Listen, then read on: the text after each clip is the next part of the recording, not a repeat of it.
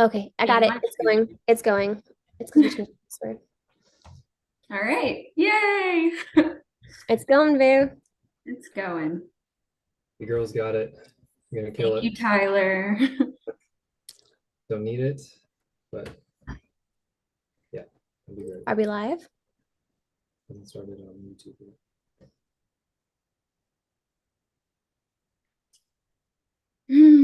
3 minutes. We're live. Yay. Yeah, we're live.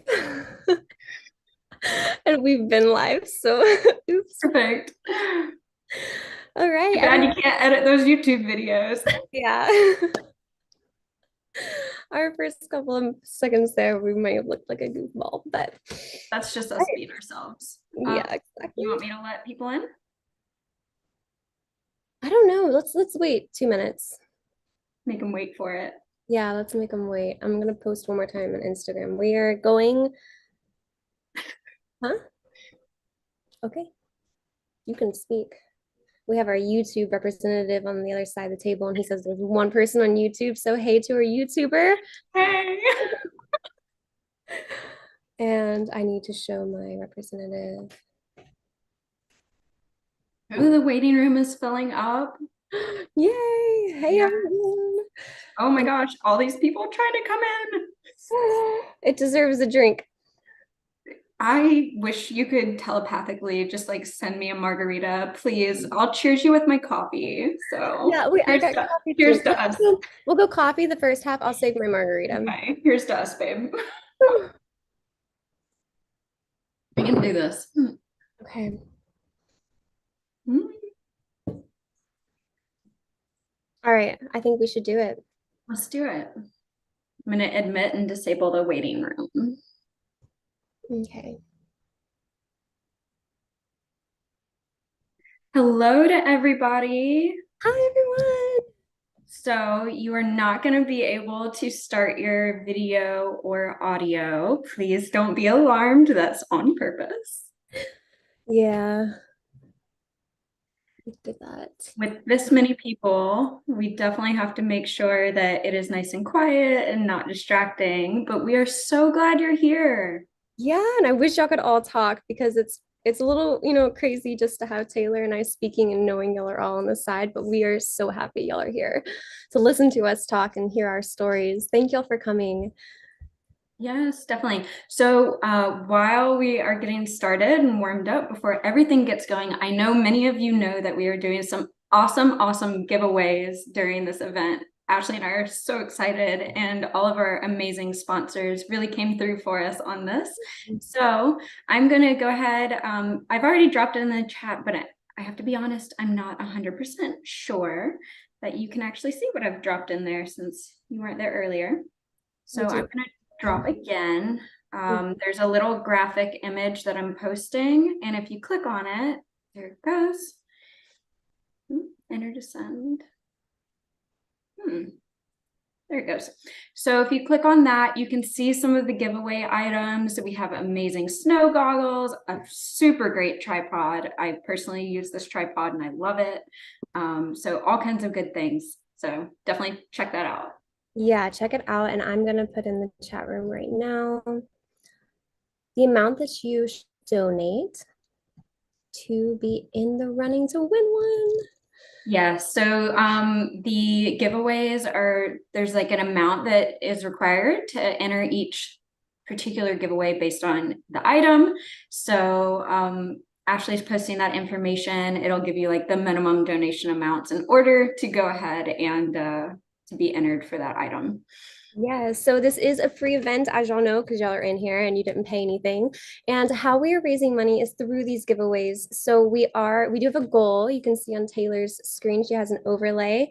If you want a simpler way to donate, there is a text option if you're on your phone, or you can click the link in the chat room that Taylor put in. And that's what we're doing here, guys. We're raising money for the winter expedition. We're going to go Yeah. into every single detail, like literally, and it's going to be a lot of fun. We've tried to make it the most fun we possibly can. And any donation helps. So that's what we're saying, and that's what we're here for. Thank you so much.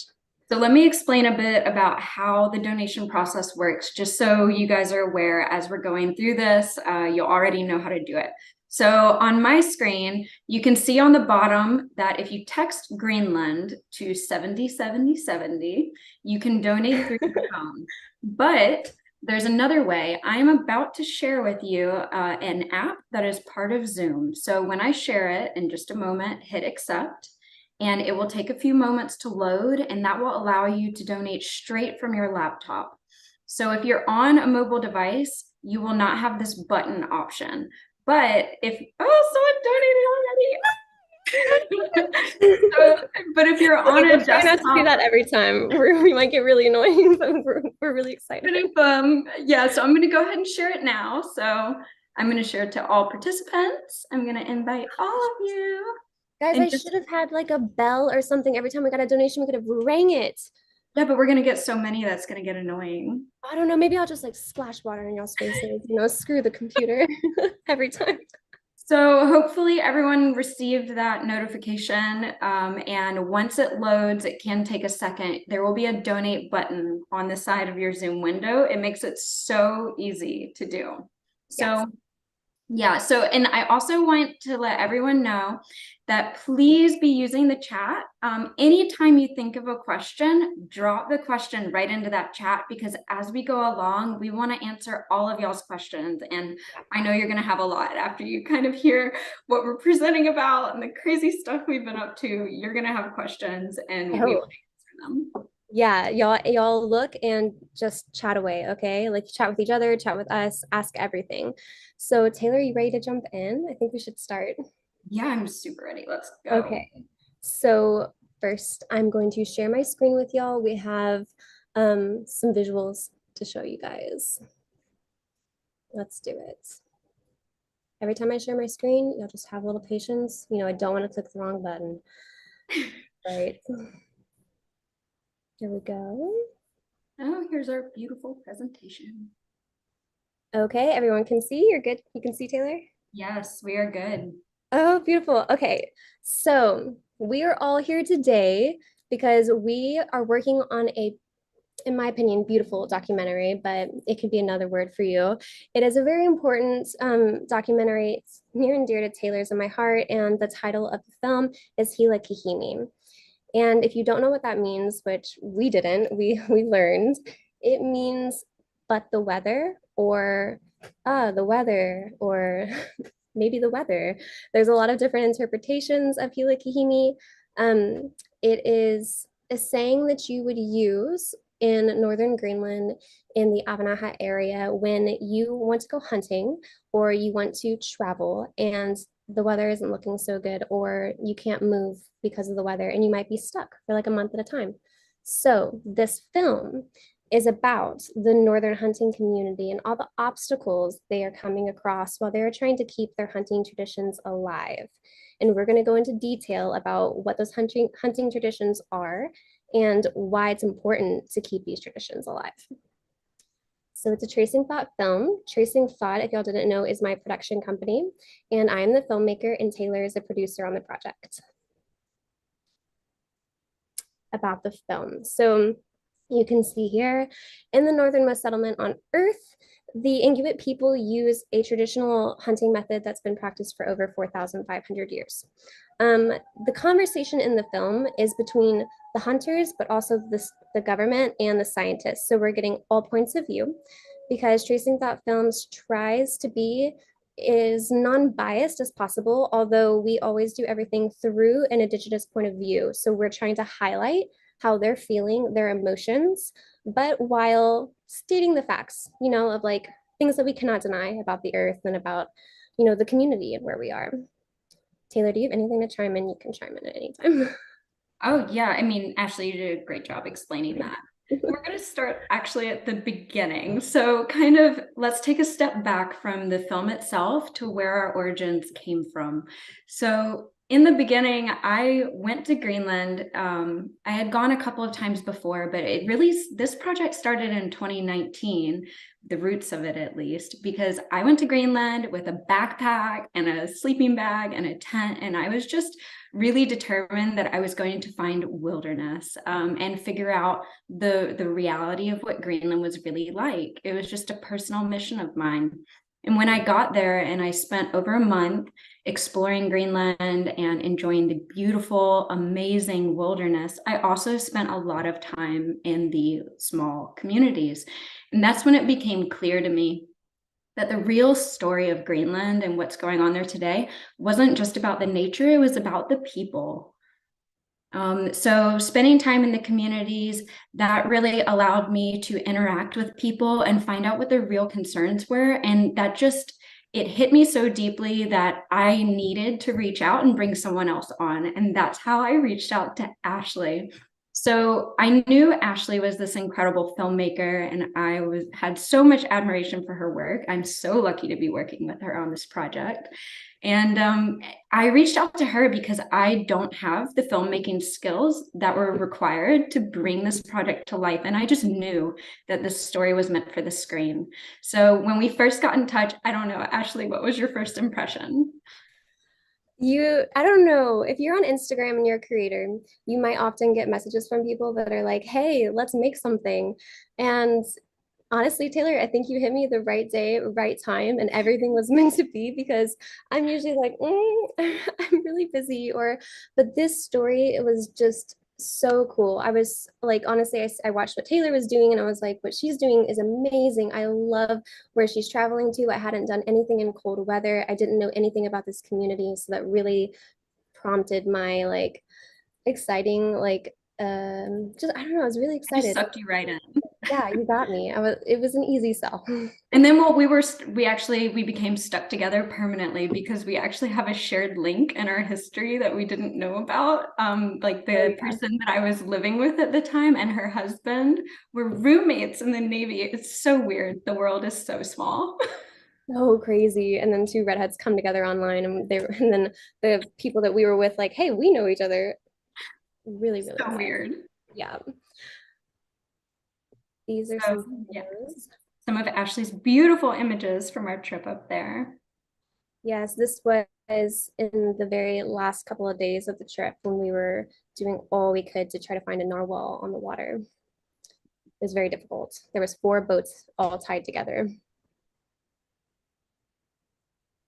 All right, so just a couple of facts, because I know most of the people here, in fact, myself, when we first got started, I didn't really know a lot about this community, why it was remote, where it was located. So just a couple of facts to put it into context for you. So as the little animation shows, Siorpaluk is the northernmost human settlement on Earth. That is just absolutely crazy. And it is very far remote North Greenland. The Greenlandic population is over 56,000 people, but there's only fewer than 800 people that live in the entire northern region. Out of that, there's only 139 people who live in these small hunting settlements. And out of the entire North, there are only 86 full-time hunters that remain today. And that's drastically changed from the past. So Yeah. this is real data, not like just a random graph. So the population in these rural communities has been in a massive decline in the modern era. And a lot of that is related to modernization, the forces of globalization, government regulation, and climate change. And these are all things that we are pulling into the film. Yes, which brings us to It's by the People. So everything Tracing Thought does, my production company, it's by the people for the people. So we include, and what I mean by that is like we include the people whose opinions may not get told all the time, or may not have a spotlight on them all the time. People whose stories really need to be told.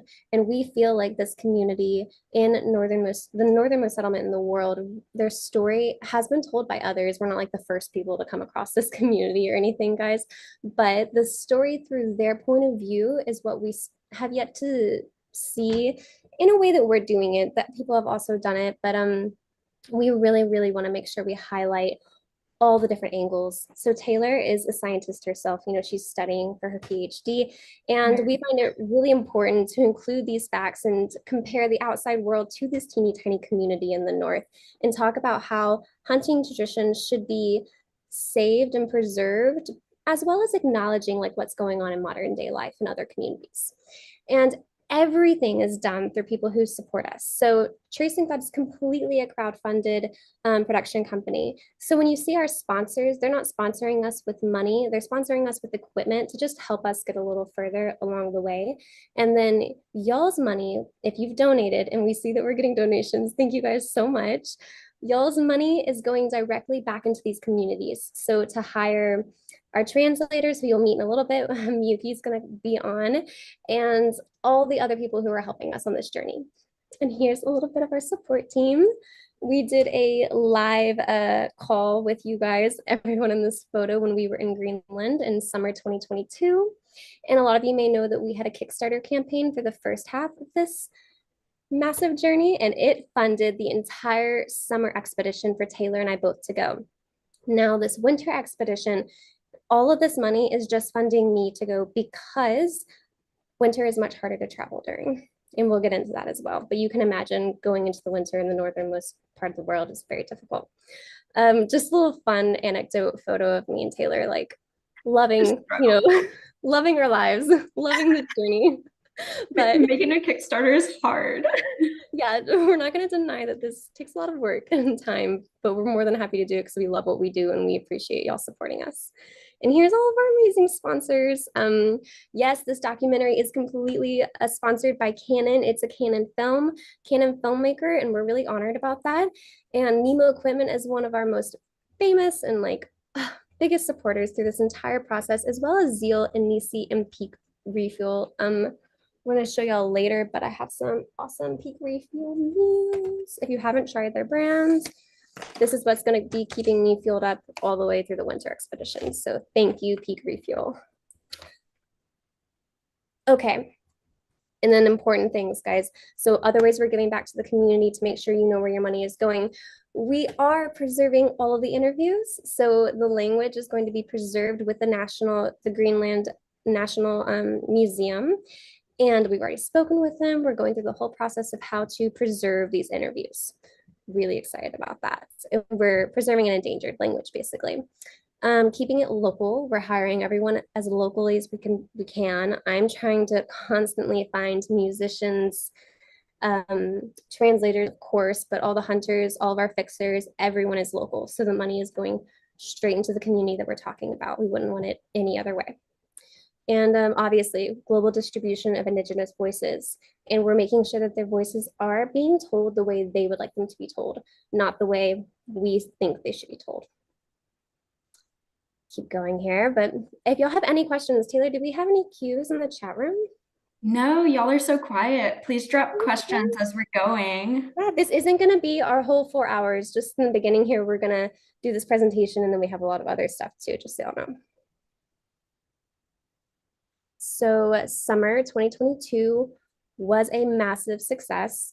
If y'all couldn't tell from our Instagrams and from the trip, you can look at our highlight reels on both of our Instagram pages, and it kind of lays out everything. It was a huge success also while being extremely challenging.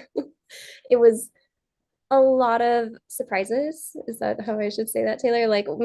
A lot of hardships. There were so many things along the way. I mean, we're going to show you guys a lot of the things, but when you're filming in the most remote place on earth, I mean, I can't even fathom a more remote place to be.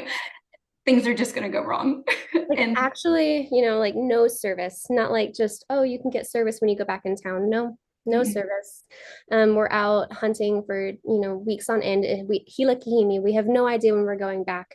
We have no idea if we need to be rationing our food. So Taylor and I are looking at each other like, have you eaten your last bag of food yet? No. Should we make it last 4 days? Maybe. We were negotiating when to eat our food because it was just it's hard to explain how difficult it was, and it really is Hila Kahimi. Hila Kahimi is the core of everything. And it's not just us saying that word. So we know that word. And when we heard it and it got explained to us why they kept saying it, we were like, that's the name of the film. At least I was. I was like, that's it. That has to be it. It's the only thing that purely describes that they are fully counting on the nature, that they're fully depending on it. Everything is up to the nature. The nature and the people there are one. It is not a debate or a conversation. So that's why they know so much about their area and their community. Here are some fun anecdotal photos of me and Taylor, including Taylor down there being like, it had been a long night. I don't even know, that maybe like 12 o'clock at night and you were just tired because we were out for so long. I don't remember, but it's funny. I love that photo. And the summer trailers. So this is what came out of the summer. And this is going to be obviously a part of the winter and full trailer and full documentary. So I'm going to play this for you guys. And if you have any questions, don't forget to write them in the chat.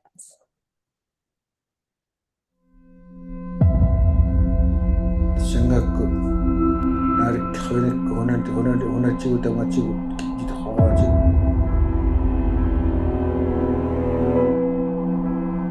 가능한 또 했나 죽였진 마흔이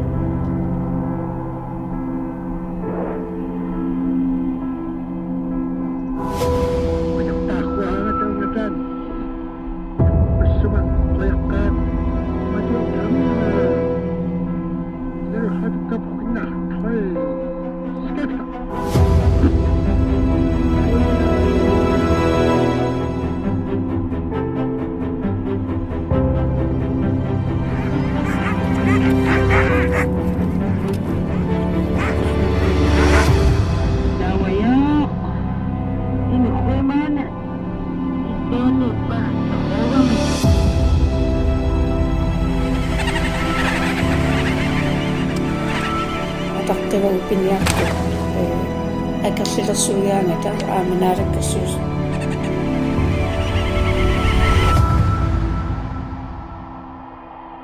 pingaawatseqarpoq ilisimattu ilisimasaat aamalu at piniartu ilisimasaat taakkua oqimaaqatigissumi atorneqarnissaa срахуатаннуннертин китсрига пиниартут таваан тааннерлуит инернилертарнинга кам пиниартуператсими каан ипартертамут тавиа ан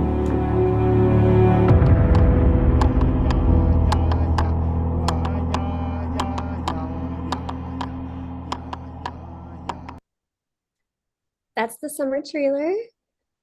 If you want to watch it again or you want to see it, it's on my YouTube channel, Tracing Thought. And we're also live on YouTube right now, guys. So hey to all my YouTubers. If you have any questions about the summer trailer, I think that pretty much summarizes everything we've been saying.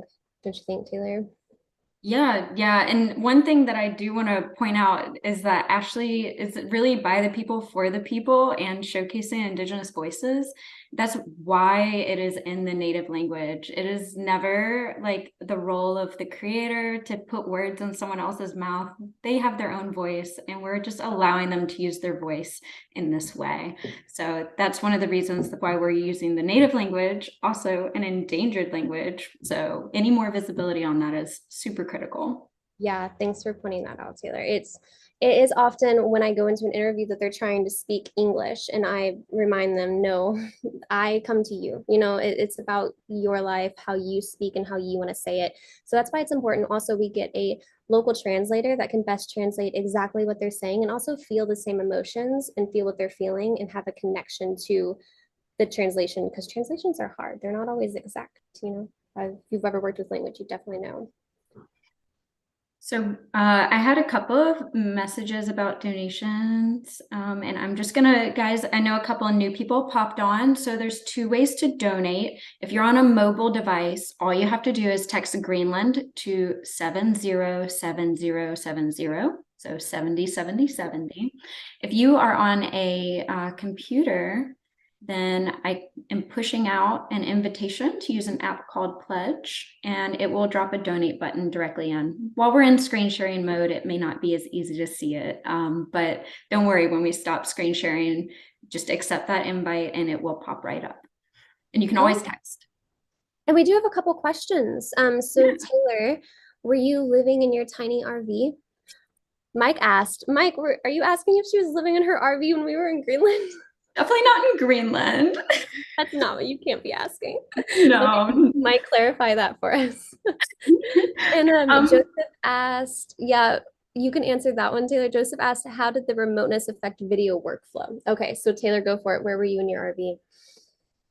oh, I wasn't in the RV anywhere, not for this trip. Ashley, maybe you can ask about the video workflow, how this Oh, conserving yeah. batteries. Oh my God. Yes. So that is a huge part of the winter expedition is I do need more money for batteries because the question again was how did the remoteness affect video workflow? It slowed it down astronomically. And that's because I didn't have enough batteries. And when you're remote, and you don't have a plug just to plug in and charge your batteries, I have to think really hard, is this worth using my battery for? I do have a behind the scenes clip that I can show later. When I really wanted to drone this beautiful, beautiful iceberg that's out on the water, and I couldn't because we were waiting for narwhal, and it was really hard. It was hard to wait. It was hard to figure it out. Someone caught narwhal right after we arrived to one town, and I was like, "Do I pull out my camera?" No, because I needed the sequence from beginning to end when we caught the narwhal. It's hard, and so on this trip, it is like primary focus. I need at least 25 batteries and that is costly. So that is what a lot of the money is going towards. And also getting those batteries to Northern Greenland. Luggage rates are out of this world. We can be more specific if y'all would like, but that is what a huge chunk of this money is going towards is carrying the bags. It's 3 flights and 2 helicopters. So I'll let Taylor go back to the presentation. Thank you guys for your questions. Keep asking them. I see some other questions in there. Let's put a pin in it. We're gonna keep talking on the presentation, but I promise we're gonna come back to it because there's some really, really good ones. Keep throwing them in there. So you just saw the amazing trailer that Ashley made from the summer trip, and we've had a lot of behind the scenes from that. Hopefully you get a sense of what it was like to be there, and don't worry, we're gonna keep sharing more and talking about what it was like throughout this entire event. So let's go ahead and transition to what we're raising money for right now. So right now we are planning for the winter expedition. This is it's more than 50% of the documentary because you have to understand life in far North Greenland. It's ruled by this interplay of light and dark, summer and winter, warm and cold. So in a land where there's no seasons, all you have is the period of eternal day, and then you have the period of eternal night. And it would be really inauthentic to not show that aspect of the community and the culture. Ice is king, moody light, especially like these are all very atmospheric conditions that Ashley is going to be chasing while she's out there. So it's just an ideal time of year for her to be going and really catch a feeling for what this environment is like. So you, the viewer, are able to actually feel what it's like without having to be in negative 40 degrees. Yeah, So that's a good point. I'm going to make y'all feel like you're there. Yes. So hopefully that explains why the winter filming is so essential because it's not only a part of their life, but it really is an opportunity to showcase the resilience of this group of people, the Inuit people who call North Greenland home. They are such a resilient and resourceful community, and it's really important that we're able to showcase that. So the plan is that we have one filmmaker and one hunter. And there are many reasons why it's one-on-one because the logistics are just unbelievable. But so Ashley is paired up with this amazing, he's famous hunter in that area. And the narrative is going to follow his pursuit of hunting out on the sea ice alone. And so it's this ultimate test between apex predators, the hunter and the hunted, and the test of endurance between a man and the environment. Ashley. Helping answer some of the questions in the chat, Oh, but sure. also in a minute when we're done with the presentation, I'm going to go back and answer any questions we haven't. So thanks, Taylor. Yeah, it's just going to be me, and his nickname is Oli. Olingwak is his full name, and I have been talking with him nonstop. And when I asked him, Oli, what should I wear? Obviously, I have to wear a huge snowsuit, but his words back to me were anything but red. Good. Got it. Clear. Makes a lot of sense. He's a great man. He has worked with a lot of hunters. He has a very, very large family across all Greenland and beautiful grandchildren. Actually, he just had a grandkid. And so congratulations to him. And it's just going to be really, I'm honored, honestly, to shorten it up. And we're going to be traveling with his dog sled team, just him and I, for about 3 weeks, but Hilakihimi, we'll see how that goes. It will just be me and him on the ice. And it, like Taylor said, it's going to get down to -40 degrees. So equipment is not, I haven't secured everything in terms of equipment. So that is also where some of the money is going. Thank you guys so much for your donations. It's gonna change this whole thing when y'all donate. So thank you so much. And we're also gonna do giveaways in a little bit. But yeah, any questions about the journey I'm gonna have with Oli, please ask them in the chat. It's gonna be really intense but beautiful. So the winter obstacles, there's so many. These are just some of them. Really low temperatures, hazards on the sea ice, weather, blizzards. I'm going when it is the darkest of dark. No, that's fine. I'm not going when it's the darkest of dark. I'm going right before the sun hits the horizon for the first time on February 17th. So I'll be there for the first 2 weeks when it is still dark. Not the darkest, but very, very dark, no sun. And then I'll be there with the first light, and then for 3 weeks after that. So I'm going to get to see the transition of the sun coming up on the horizon, which I'm very, very excited to film and showcase for you guys. Food shortages. So as I mentioned before, we have 3 food sponsors for me. Peak Refuel is one, and then Eterna Fresh and Salumi, which is a salumi brand here in California. And I love all of y'all. Thank you so much for the food you've donated, which we have covered and now secured. And housing, I will be paying Oli and his family to house me while I'm there. So we want to make sure we compensate them as much as humanly possible, as much as they want, because they're giving up, 6 weeks of their lives to host me and film this film with me. So they need to be fully compensated. And here's some fun photos to showcase 2 redheaded girls going to Greenland and about all the things that could go wrong. This is from the summer. Like, if you were following us from the very beginning, before the summer expedition, then you know that everything that could go wrong did go wrong getting us to Greenland, and that's not uncommon there. So we had flight cancellation after flight cancellation. We got stranded like 12 days, to the point that we literally, like, there was nowhere for us to stay, and the airline put a post on Facebook asking for a family to like let us sleep in their house. It was just out of hand. My suitcase broke. It was just pure chaos, but we got there, and it's just evidence that it's a really difficult environment to operate on. It's a challenging place to work, and at least we had a trial run in summer, so we kind of know. We learned a lot. Sorry, guys, I'm multitasking, and I just realized I was direct messaging over here in the group chat. So I didn't know I was meaning to reply to everyone. So sorry about that. I think Judith, I was doing that to you. I'm sorry. Yeah, so like Taylor was saying, we were delayed for 10 days. I'm going to show you all behind the scenes clip in a minute, and it was kind of hysterical. It was unbelievable.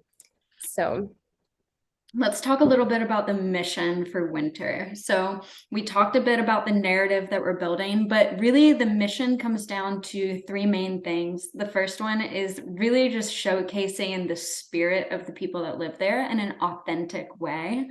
And of course, it's very important to us that we are recording and documenting an endangered language. So this is one of the first times ever that a film is being produced actually in their native language, with no translation of words over the film itself, just the subtitles. So having something that they can be proud of in their own voice is so important to us. Also, making sure that we're revealing a truly intimate and authentic story. So about the funding, so I want you guys to know that this project is 100% crowdfunded. We already mentioned that it's by the people for the people, but there's also one more thing. So in addition to being crowdfunded, this is also 100% tax deductible because of our partnership with the Film Collaborative. So this is a nonprofit film. It is 100% from donations. And because of that, all of your money is a tax deduction. It's the end of the year, guys. Like, we're hooking you up. Oh yeah. And also, so we want to make sure when you donate, you can get as much out of it as humanly possible. So that's what we wanted to guarantee for you guys. Definitely. So it's your contributions, because you're donating through this and not a larger nonprofit, your money is having a direct impact. It goes straight from our hands to that community. There is no go between, there's no overhead. Every dollar you donate, it is going right to where it's supposed to be going. I don't know why there's a printer going off behind me. I apologize if it's loud. Can't hear it. And just some of the items that, of course, we're having to pick up along the way for Ashley so she can do her job. All right. Yes. Taylor chose these really cute graphics to represent this page. And I was like, when I saw them, I was like, this is very cute. Thank you. Cute. Oh, and we're almost done. We're getting towards the end here. Yeah. So in addition to getting all of those items, your money will keep Ashley warm. Yes. So And on that note, I feel like I need to show you all my feet right now. I'm practicing wearing something. Ashley. So I recently got my boots in, and I just wanted to see how much they can make my feet sweat.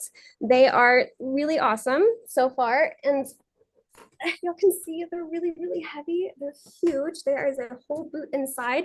My feet are not sweating though yet, so I'm a little concerned they're not keeping me warm enough, because if I'm in California and my feet aren't sweating in these, do y'all think that's a concern? I would like You're just sitting down. You're just sitting down. I don't know. I've been wearing it for a couple of hours. I'm just They're trying to rated for like -100. It's gonna be good. Yeah. But the point is, you see the photo, right, guys? Like, yeah. We have to keep Ashley warm, so your donations will help make sure she returns with all of her fingers and toes. Gregory in the comment section said the boots are very valley. Thank you.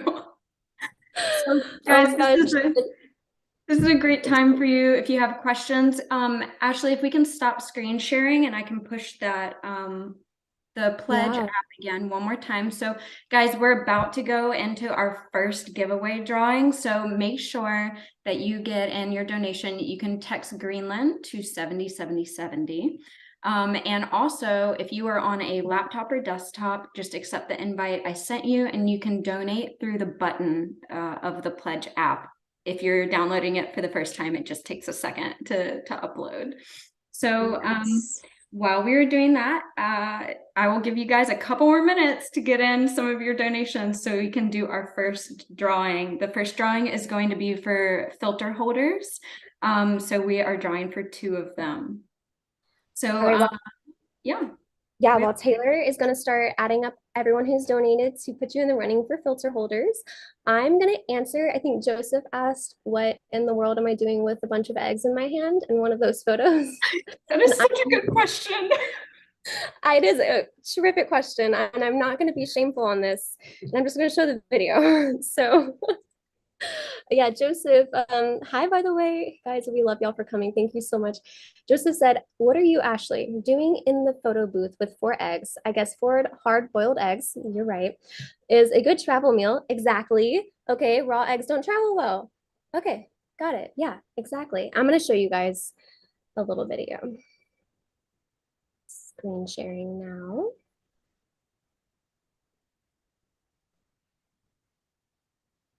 Here we are.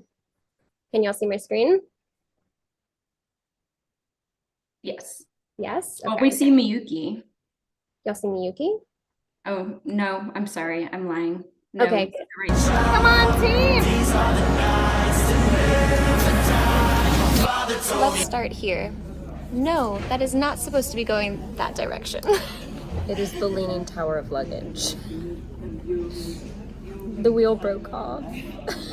They haven't even started and it broke off. We have a broken wheel and 4 delayed flights. How many more days in Greenland do we have for you to carry this suitcase? 2 months. 2 months of a completely unrollable suitcase. The egg lady, Need all some right? salt?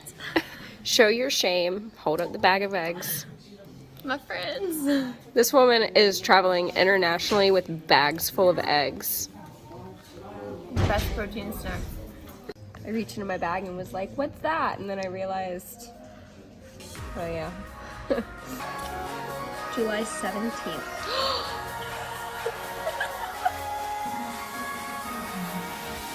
So they paid someone to let us use their house, and apparently they are nailing a key to the steps.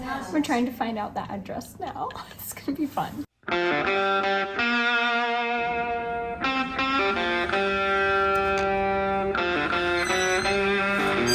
Welcome to our fishing quarters.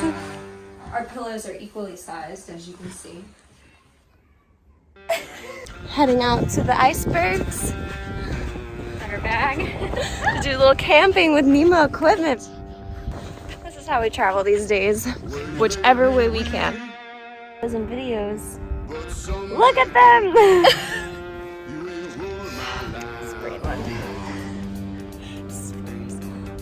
We're gonna make it work. We're gonna make it work. Everyone cross your fingers. We're going to Connacht tomorrow. We're going. We're gonna make it.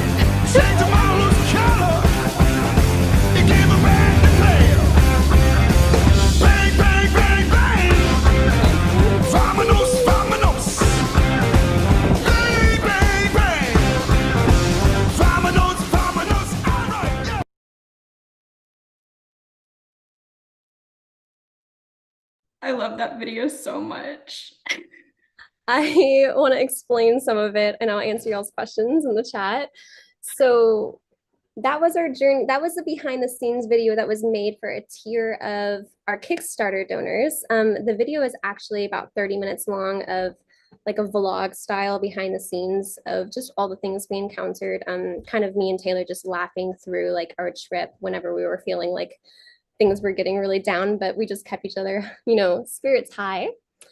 Let me make sure that I've got everyone's questions answered. -40.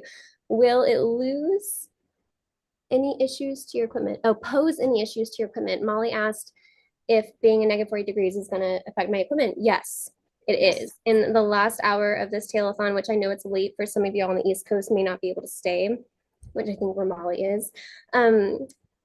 We're going to describe that in the last hour, but I just want to answer that question. Yeah, it is.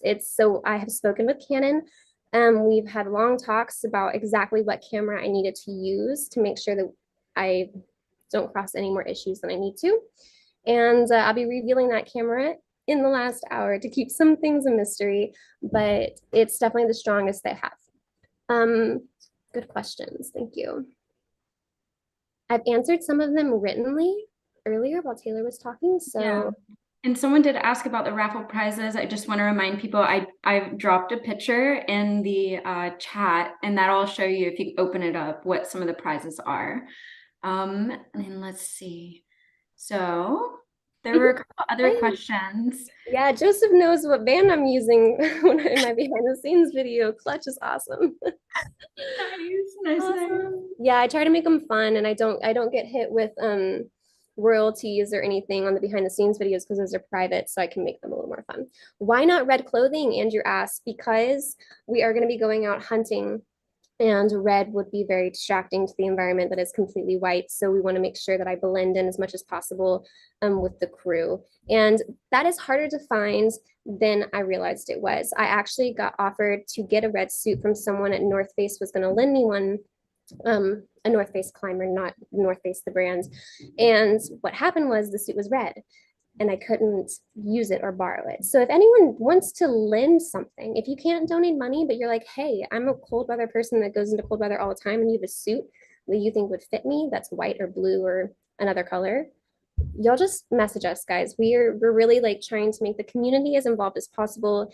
And if you feel like you can help in another way, let us know. Thank you. Yes, definitely. Jim asked a question about what country colonized Greenland and how much influence they have on the indigenous people. I love that question, and thank you for sending that in, Jim. So our translator Miyuki, she will be talking more on this, and of course, since she lives there, she is the authority. But since I do research this issue quite a bit for my PhD, Denmark is the colonizer of Greenland. And there is a lot of influence that they still hold. So things have changed in the modern era. So Greenland is self-ruled right now, but they are still a protectorate of Denmark. They're not an independent country. And so a lot of these laws from Denmark and influenced by Western countries are really impacting the hunting communities today. You can imagine how the value systems between the hunting community and the modern Western European world would not necessarily be in alignment. So that's really kind of the root of the film itself. Yes, yeah.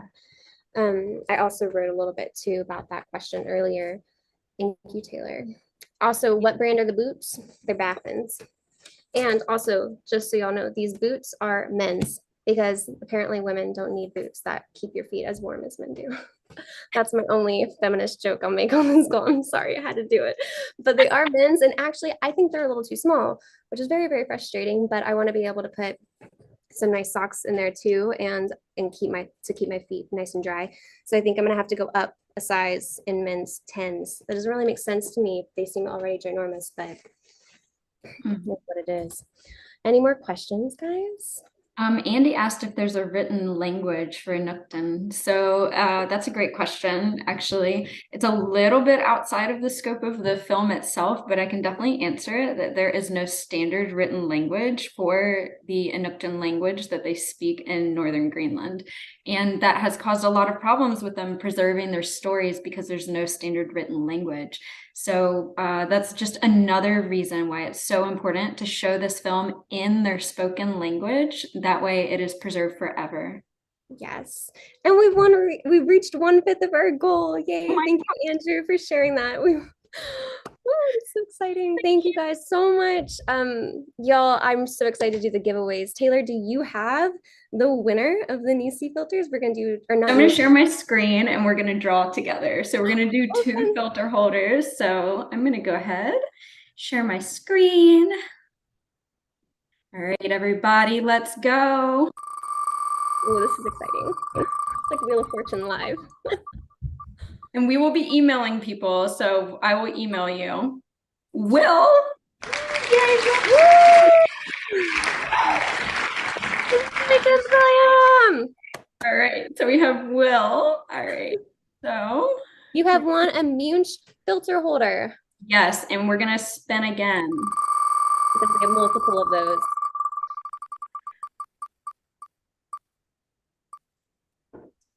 All right, Mr. Erickson.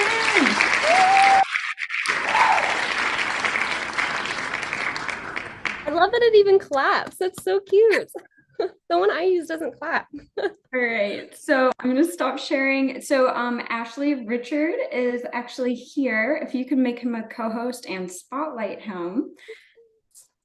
And so if you guys didn't know, Richard Burnaby, he is one of my dear friends and colleagues, and he has been to Greenland so many times, more than most people maybe more than anyone I know, he's been to Greenland. So he has a unique insight on why this place is amazing and special. And so he is gonna hop on. If you don't know, he is also the host of an amazing podcast called Beyond the Lens. And so he's a great interviewer. I can't think of a better person to hop on and ask us some questions. How are we doing? I'm working on it. I'm trying to decide if I make him a co-host, will it, cancel you out? No, there can be multiple co-hosts. Great. We had to, Taylor and I figured this all out beforehand. So just bear with us, guys. Thank you. Yes. Yes. And Andy said that Richard is a great photographer, and he is. Like, if you don't already follow him, you should go do it. But he doesn't need any more followers. He's got so many. Just kidding. Yes, Richard is the best. Hey. Oh, hey, Richard. Hi, ladies. Welcome. I'm so proud of you two, really.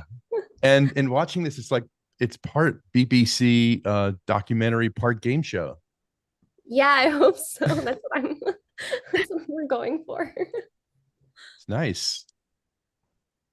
Oh my, How I see you're doing very well so far with the donations. Congratulations. thank Yes. you so much for helping us spread the word and for joining us.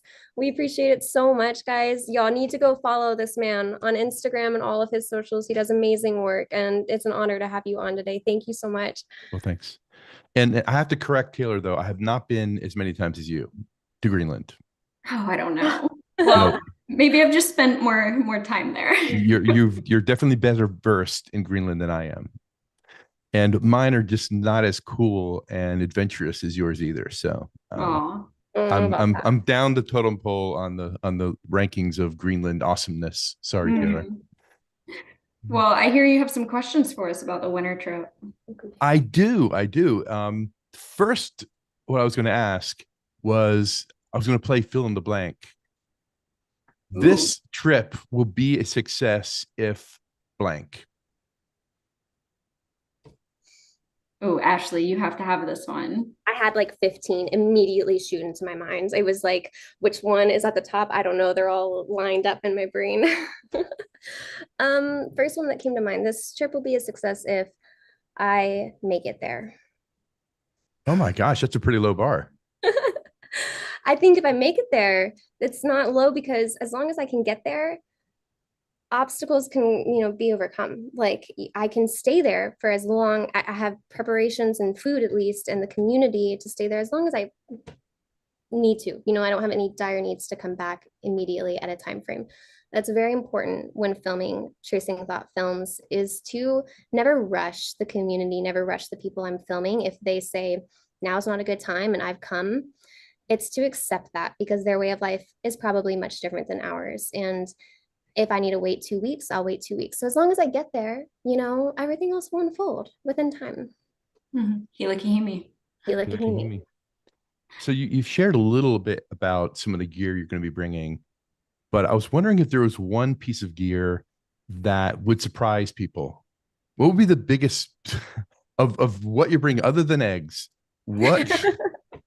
What are you bringing that people might not expect? It would be a surprise to people.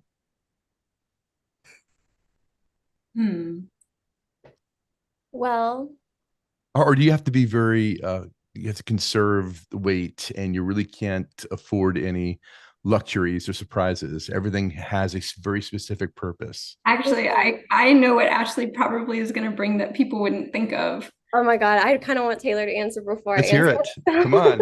Because I firmly believe that there's a really solid chance you're going to bring packs of Kool-Aid and bags of Twizzlers. No.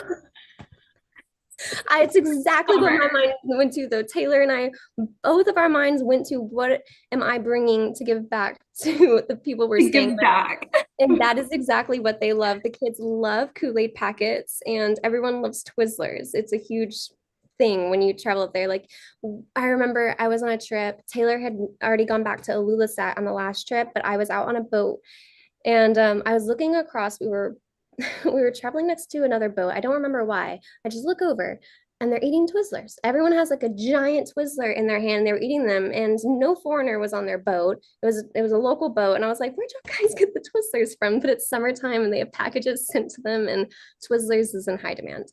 And my immediate thought was one of the families that I love and I'm so excited to go back and visit.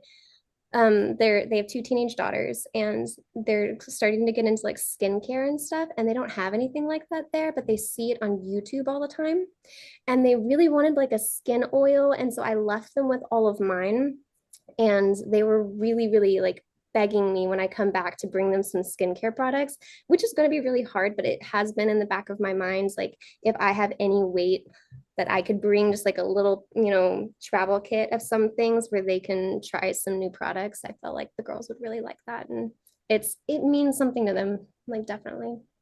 You guys really connected with kids, didn't you? Yeah. That's the way to the heart of any community. Have you stayed in touch, since you left last summer?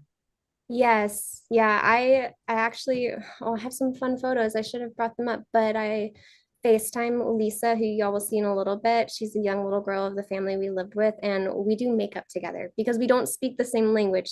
So we will get on Facebook video chat and we will just put on makeup. Like they are so into makeup and skincare because, social media, and they just see girls doing that online. So she will literally hold the brushes up to the screen like this and like pretend to put the lipstick on me, and then I'll like get up close and she'll put the blush on me. It's really fun. So it would be great to reconnect with him, won't it? Yeah, it's nice. Well, aside from the weather, which is obviously going to be very different than what it was like in the summer, aside from the cold and the darkness, what other obstacle would you consider to be your greatest? Communication. Communication with who? Well, no one speaks English that I will be with, which we haven't mentioned that. We don't have enough money, and we didn't feel like it was reasonable to ask for that much money for me to have a translator travel alongside me. And I've traveled to enough communities. I'm not like an expert or anything, but I do know ways of communicating when we don't speak the same language. So communication's hard when you don't speak the same language. I don't understand what's going on a lot of the time. I'm just getting on the boat. I don't know how long I'm going for. So yeah. Oh, that's interesting because Taylor did an interview with me on my podcast, and she mentioned how time had no meaning. And I thought that was really interesting. And you kind of alluded to it there in that answer. Could you kind of expand on that by time not really having any meaning while you were there? Yeah, that's exactly what it is. If Taylor was spot on, if that's what she said, because compared to like Americans or a lot of Western cultures, time is very important to us. Time to be on time, to get to work on time, to go to a party and be fashionably late, but you're still like on time. Not a thing there. You could show up at 2 a.m. Time is not a thing. You get on a boat and there is no time you need to be back home. So they don't tell you like we're going to be back for dinner or we're going to be back tomorrow. It's Oh no. there's no separation of day and night, so Look, it really doesn't matter, does it? No. I can expand on that a little bit. Let's hear it. This was something that we struggled with at the beginning because it's a steep learning curve, and anytime you're in a different place, like we're all familiar with the idea that time is interpreted different by different cultures. There's like island time and Latin American time. Like we know that this exists, but the level to which this exists is really difficult to get anyone else to understand, because at the beginning we kind of were like frustrating our host family accidentally, and we couldn't understand what we were doing wrong. We just knew that we were annoying them, but we didn't understand why. And it didn't take us long to figure out that it was because we were asking what we thought were very basic questions, like we are going on a hunting trip. Ashley and I need to pack enough clothes and food for that trip. So we would ask, how many days do you think we'll be gone? And like they just could not give us an answer. And there's a big difference between an afternoon hunting trip and we're going to be gone 2 weeks. And both of those are possibilities. Wow. But that idea of setting a time on something, it's not that time doesn't exist, but it doesn't rule their world in the way that it rules ours. And like trying to set a time on something is culturally problematic for them. I think that the reason, and from my outside perspective, is probably because of the permanent day and permanent night. Because if you think of the way time works in other cultures, like we structure things around daytime hours and nighttime hours, so time matters. But if you're in perpetual day and perpetual night, that breaks down. That hourly clock doesn't make sense anymore. And also to chime in there, so we got on that boat, we got on that trip. We had no idea how long it was going to be. We didn't know that 3 days in, we were going to make a stop in Kekertot. And in a town that just got a grocery store trip. And we didn't know, in the summertime, very rarely certain towns will get a boat to bring them some groceries and in their store. We didn't know that town had just gotten a grocery store trip and we were going to be stopping there in 3 days. otherwise we would have planned a little differently. Couldn't communicate that, couldn't understand it. And then Kalingwa, our host, was asking me, Ashley, why are you not filming this family doing something on when we were in Kekerta? And I was like, because I don't know what's going to happen tomorrow and I can't use my batteries. It's just it's such a guessing game. And we learned so much in the summer trip. And at least we weren't freezing our butts off while we were doing it. So now we know how to be more planned out and prepared for the winter trip. So you mentioned going to a grocery store. How much of the food came from a grocery store? How much of it came from hunting? What was the food like in general? And what was the most exotic or at least to us would seem to be strange? Good question. Yeah, we say grocery store, but in Kekertot, where I'm saying grocery store, it was a big, storage container? What do you call those? Shipping container. Mhm. And it was just opened up and they had put like some makeshift shelves in there. Obviously, that's a grocery store. It looks, like a 7-Eleven. They have all the basic needs. And they only have that in the summertime. So 2 ships will come in. And we actually arrived the same day the first ship did. So we got to see that. And it was pretty shocking to see a ship come from Denmark. Well, it might not have come from Denmark, but a lot of the products did, and come into the grocery stores, and they will periodically stock up the grocery stores for the next 3 months until they run out of food. Mhm. Taylor, you want to chime in? Yeah, it's actually the community. There are 2 shipments a year. One comes usually at the end of June or beginning of July, and then the other ship will come mid to late September.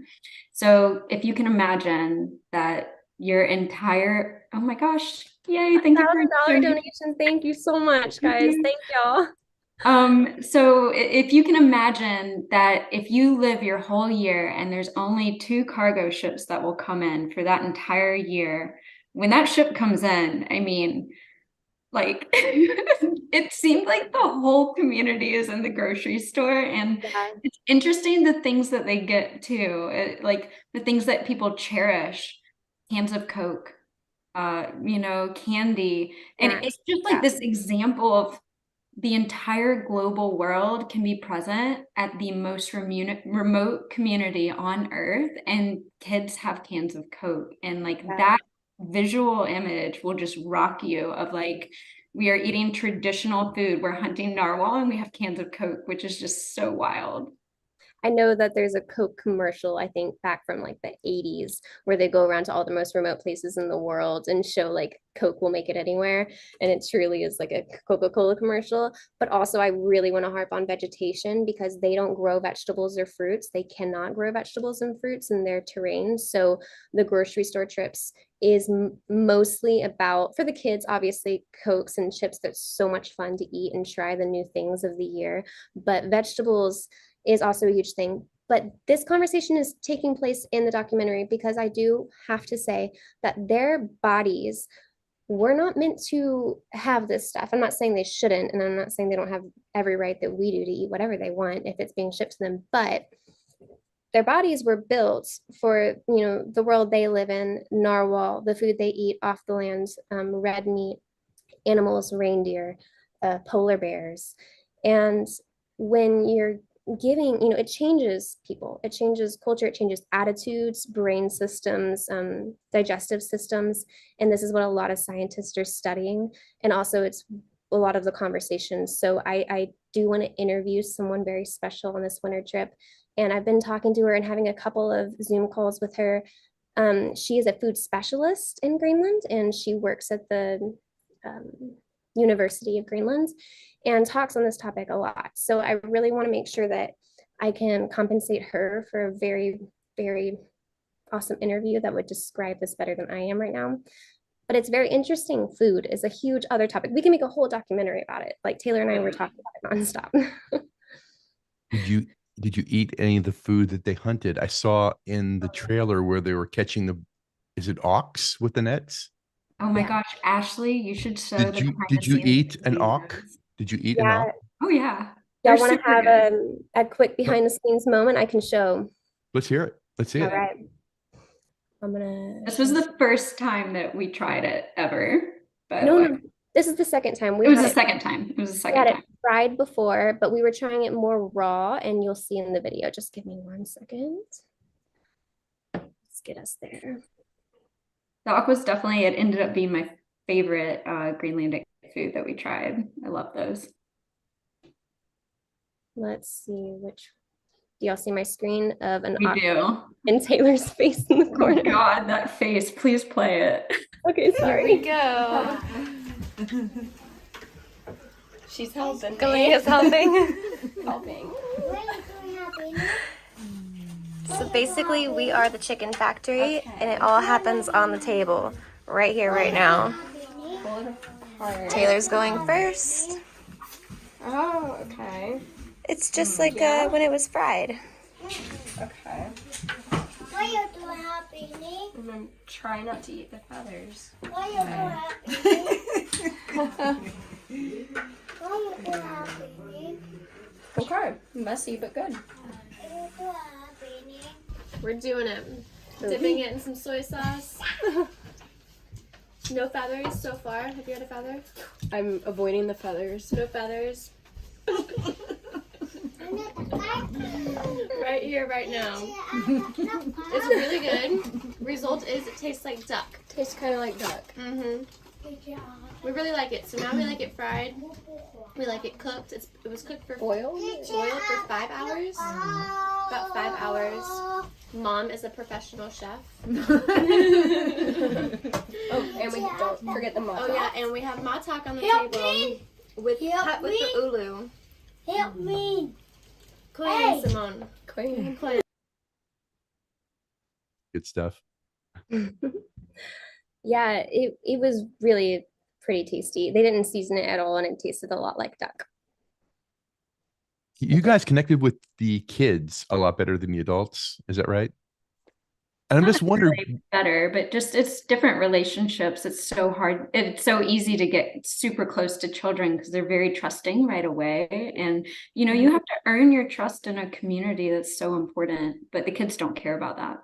Yeah, and you know, they also have foreigners come into their community during the summertime, and they see their children getting very attached to these people, as anyone would. This is just human instinct and also motherly and fatherly instinct. And you don't want them to get super attached to someone who's about to leave because children get really like hurt about that. And I know that was a concern of our host mom, Kalingwa, and I made sure to communicate that with her that I would try to stay in touch. And I loved Lisa. We bonded very hard. So I didn't want Lisa to be devastated when we just weren't there anymore. All of a sudden we were gone, you know? so they see other foreigners, even in this tiny little village way up in Northwest Greenland. Because I was wondering what yeah. they thought of you. I mean, two crazy redhead women coming in there, and what did they, were they wary? Were they suspicious? Were they overly friendly? What were their attitudes, basically, the adults? Definitely. Well, I mean, first off, it started with communication before the trip. You know, like the people who we were coming to visit, they knew why we were coming, and that relationship had been built in advance. But of course, to other people in the community, they don't really know why we're there. And it takes a little bit of time and investment I mean, the amount of time that Ashley and I walked around, we had our translator, Miyuki, help us translate a poster, and we put it all over town with our faces that explained why we were there. So that people like knew what we were doing. But there are other outsiders that come there. This is actually, I think this is a really, oh yeah, thank you. I think this is an important point that no, it's not a surprise that trust is hard earned because most of the people that go there are scientists who are there to enforce restrictions or place restrictions on hunting and hunting quotas that drastically impacts their lives. Also, there are people from corporations who are looking for minerals to mine and exploit. There are people who come in and go out on their ships, and they are doing sonar in the water to look for oil in the seabed, and that scares away all the animals.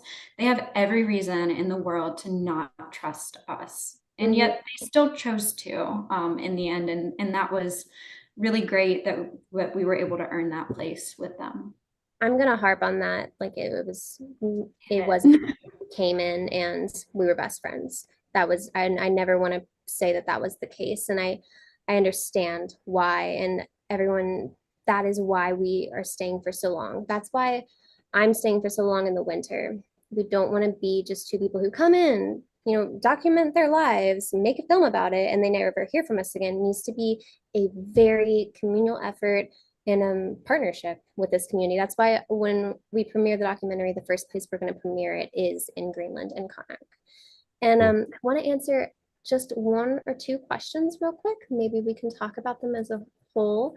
So no, we cannot have anything shipped to Greenland. We could if we planned it a year ago. So we could have put something on a shipping container on the huge boats that would have made it there, but it takes a lot of prep. We've seen one other team do it, and they did it like 2 years in advance, and then that you have to have someone to hold that shipping container for you in Connacht until you get there. So that is just not something we did. We wish we planned that? Yes, but maybe, yeah. Yeah. But also we wouldn't have wanted to take cargo space from the community either. So it's a tough call. It's a very tough call. That's also something we talked about. Good point.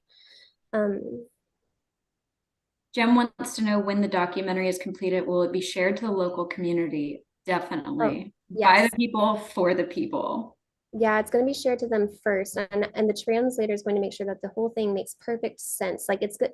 It is such an effort between me and Yuki to So let me say, for example, I'm cutting the film. I have no idea when a sentence ends and a sentence begins. So I have to work very closely with Miyuki, who y'all are going to meet a little later in the Tale-athon, and make sure that every sentence makes sense to them first and then sense to us. So, and their sentences do run, just like continuously. There's no like pause, stop, probably how I'm talking right now, and then play again. So Richard, do you have another question for us? Yeah, I was wondering if I have time for one more question for me. Yeah. Oh, we have plenty of time.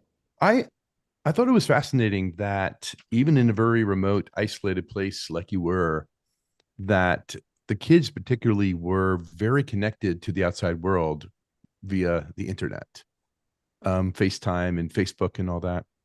And what were their parents' attitudes toward this modernization when they live, much more of a traditional lifestyle, when they see their kids that are connected, talking to people from the United States and Europe and all over the world? Is there any kind of conflict there between the new and the kind of the old ways of living? Yes. It's fascinating. Yeah. I find it fascinating too. That's why I'm asking. And if I could, I would say that the adults have, I think, even more of a relationship with the internet and social media than the children do. Facebook is number one. It is the way they connect. If anyone has a friend I find this in a lot of indigenous communities in Borneo and other places in Bangladesh, Facebook is a prime way to communicate and share thoughts and feelings. And it's more for the adults than it is for the kids. The kids will get on YouTube and will watch just like videos and such, but I don't think it's more children than it is adults. It also just highlights the way in which the entire globe is present, even at the furthest corners of the earth. Like, we live in a globalized world, and also, like, I think it's important to recognize that just because they're an indigenous community with traditional historic practices, they're still a modern community. They're modern people. They have TikTok on their phones. They live in fabricated wooden houses that look, familiar. They have boats, and it's just it's not a primitive society by any means whatsoever. Since they have these shipping container options, since I don't know when that started, but since it has, they order things. So they'll put, I don't know the system for this exactly, but we can find out. They'll order what they want. So if they're painting their house and they want a paint color or something, they'll order it and it will come in a shipping container a year later, and then they'll paint their house, which is actually something our host family did while we were there. Maybe I'll post those photos on Instagram in the next couple of weeks, and they painted their house yellow, and it was really fun to watch and have fun with that. Ashley, when you're up there on these hunts, are you going to be able to communicate at all? So if we, follow your Instagram, are you going to have any kind of updates, or are you going to be pretty much shut off when you're out on these ice flows and out in the middle. I guess it's going to be Arctic Ocean or one of the little Yeah, bays there.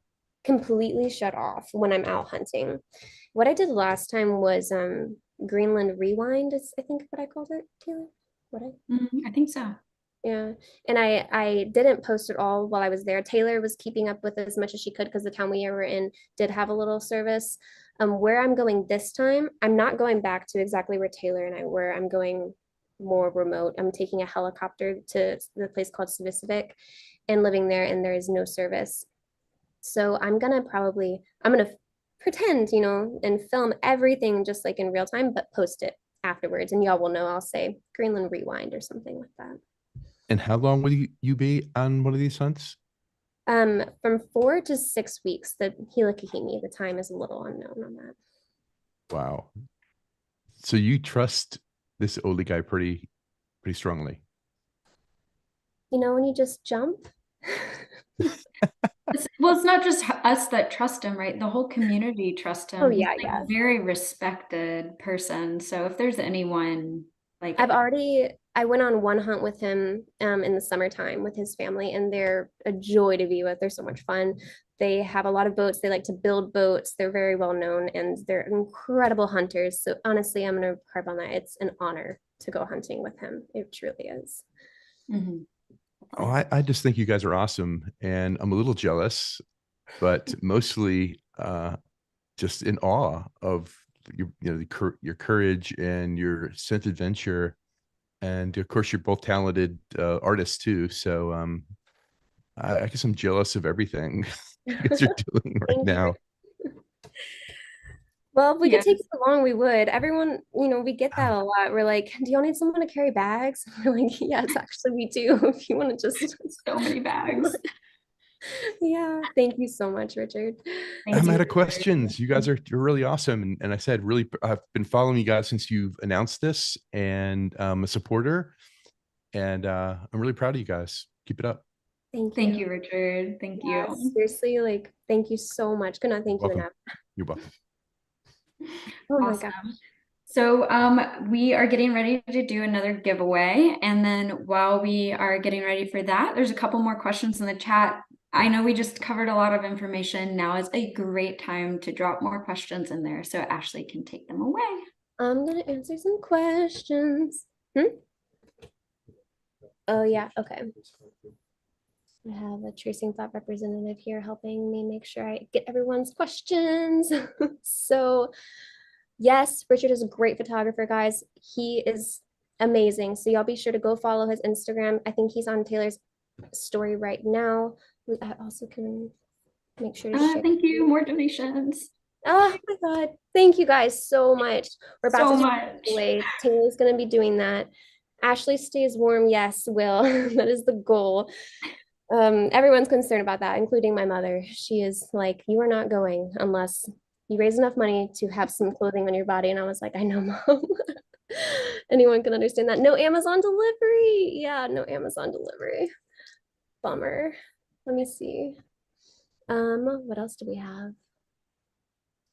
Just a reminder, guys, that for anyone who has just joined, all donations are tax deductible because we are partnering with a nonprofit. This is a not-for-profit film that is being made by the people for the people. We're 100% crowdfunded, so we are counting on your donations to make this happen. Like, you see the goal we're trying to reach. We are counting on you guys to help us get there.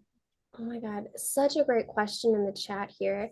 SJ, that's what you go by. SJ May said, or asked, you've talked about parts of the culture that you bring to them and share with them. We did. Are there any aspects of their culture you try to bring back and incorporate into your life? Oh, that's a beautiful question. Yes, and honestly, Hila Kahimi, like, I have to remind myself to remember that there are parts of this universe where people are just living with the nature, going by whatever it tells them and how it, coordinates with their lives, not the other way around, lives outside for long periods of time to hunt for their food, and has the most patience I have ever seen in anywhere in the world. And I've traveled a little bit, and I've just never seen patience like this community. I don't think Taylor has either. It's incredible. And that is something that personally I bring back and I try to remind myself of. Ashley, just patience, just slow down, take it in and enjoy. What do you think, Taylor? The patience like is unparalleled because you have to understand the amount of patience it would take to go narwhal hunting, for example. Like Ashley, you could talk about how like even just a zipper, the sound, and you're waiting for hours silence. I'm going to show a behind the scenes unseen footage later, and it's going to talk about patience hunting with children and that system. So great question. Thank you for asking. Linda asked, Ashley, you stated that you will be there 2 weeks before the sun arrives on the horizon. Will you be hunting in the dark and then light, or will you wait until the sun rises? Good question. I'm waiting until the sun rises. I will be to my final destination about 2 days or 3 days before the sun hits. And the reason I'm starting my travels within 2 weeks of it being still dark is because I want to get there in time for the sun when it first hits. More donations. Thank you guys. Thank you, thank you, thank you.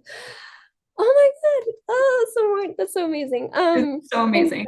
Thank y'all. Y'all just really, truly got us really far in the bags to Connex. So thank you so much, guys. Okay, I'm not going There's to a great question from Judith about, can you share an approximate timeline of the remaining trips to complete this film? Yes, good question. So you live and learn, right? I think that's Taylor's logo in mine now. So the winter expedition will be the last trip to complete this film if everything goes as planned. And we fully anticipate everything to go as planned. That's why we're raising this money, to make sure it can go as planned. And that, as long as cameras, batteries, community, Hilikahimi, time, it pairs up. Definitely. Yeah. So for the filming, this is like our final fundraiser to get over like the winter expedition. So like this is our push. This is our hill that we're dying on here. We are making that final push to get the filming done. Yeah. Then there's a whole long timeline. And actually haven't mentioned this yet, but even though we're doing giveaways, everyone who donates today is getting a prize, because the prize is that you're going to get to view the film early. Yes. We didn't even think about that. Yeah, I know. Everyone who's donated, you will get to see the film early. Logistics to come, but that is definitely a priority. Y'all are all a part of this film. When you donate, you are becoming a part of the team, and we're not taking that for granted. Y'all are amazing. Yes. You will get part of that cast and crew screening, because I mean, we can explain, there's a huge long process to a film actually being released to the public. It's a very, very long timeline, and we don't want anyone who's backing this film to have to wait that long, because it is a long process for film festivals and distribution. But the loophole is the cast and crew screening. So everyone who participates in the making of this film, you guys get to attend that. Exactly. So a premiere requires to be at a big film festival, which, cross your fingers, guys, that's what we're going for. To be in a part of a big film festival, it has to premiere there, which means it has to be the first to be seen to the public at that festival. So we have to go around loopholes, like Taylor said, to make sure y'all can see it first, but also we keep that premiere status at a big festival. So unless you wanted to do another question, we can go ahead and do the giveaway. Go for it. Do it. Let's do one more. Gregory asked, would it enhance the project to have an interpreter for all or part of the trip? And what is the cost of an interpreter? Yes. Gregory, yes. It would enhance the trip a lot. It would be Miyuki, which y'all will meet later. She's our translator, our right-hand gal. She is incredible. We are so lucky to have her part of this project. And she does go along for trips. The winter is the catch, is because she is in school right now. So she's she's in college, and she's in college in Denmark, and winter is a hard time to travel to Greenland. And because, as we've said, you might get stuck, you might end up there for an extended period of time, it's a lot for her to go and take that risk because she's trying to finish her studies. So to compensate for that would cost a lot. We don't have an exact amount. That would be something that would be personally talked out with Miyuki, but you can imagine that's like changing her livelihood, her schedule, her routine. If you've been to college, you know it's like taking a semester off to do this, so it would cost a lot of money. Definitely. All right, Taylor, do that giveaway and then we'll answer some more. Do it. I'm ready to spin the wheel. So this giveaway is for the, let's see, it is for the Nemo sleeping pad. All right, so I'm gonna share my screen. What? Wait. What? Don't forget. What? This guy, you mean? That one. Before we give this giveaway, guys, we should have done this earlier, but this is the sleeping bag, the pad that took us to the summer expedition. It is a part of Nemo's sustainable line that they're starting to Blue create. sign. And it is the reason we partnered with Nemo. We're not just partnering with anyone. Nemo is very proud to be going sustainable, and that's a huge part of Tracing Thought. So we love representing this pad, and whoever wins it, you're getting an awesome product. It's really good. Honestly, we used it the entire trip. All right, let's share and spin.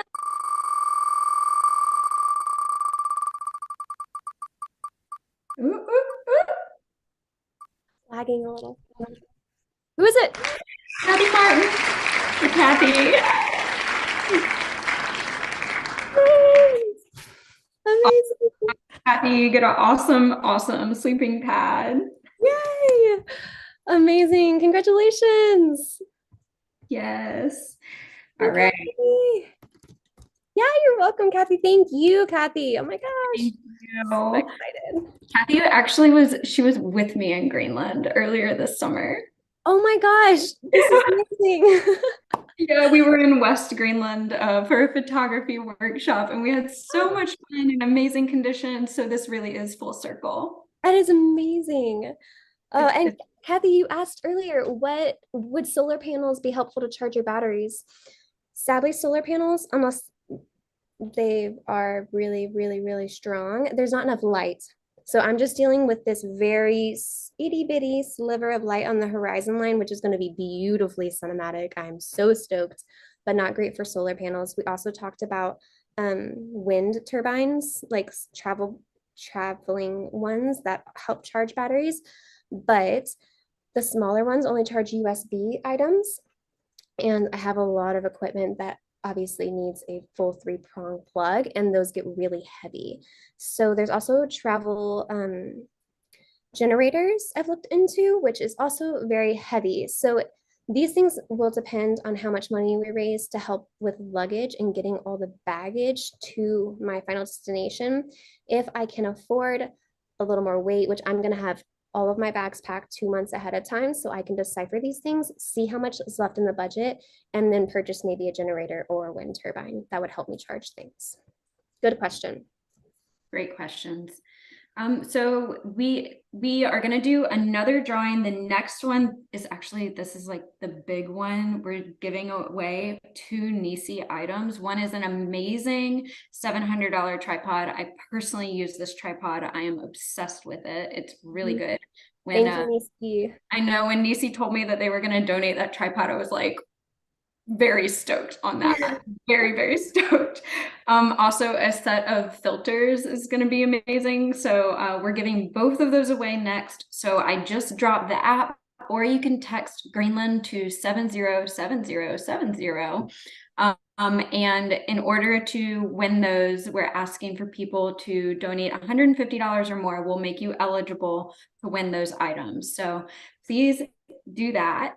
Sorry, 150 for the filters and 500 for the tripod. It's a $700 value, so I think that's still a pretty good bargain. It's, if you're a photographer in the chat, that might seem crazy to non-photographers or filmmakers, but it's an incredible tripod, and that's why we have that valued a little higher as our winning prize. We literally made it to make you used it like the whole time in Greenland. Yeah, it's got a great weight to it, but it's also not too heavy to like carry, but also hold your things down.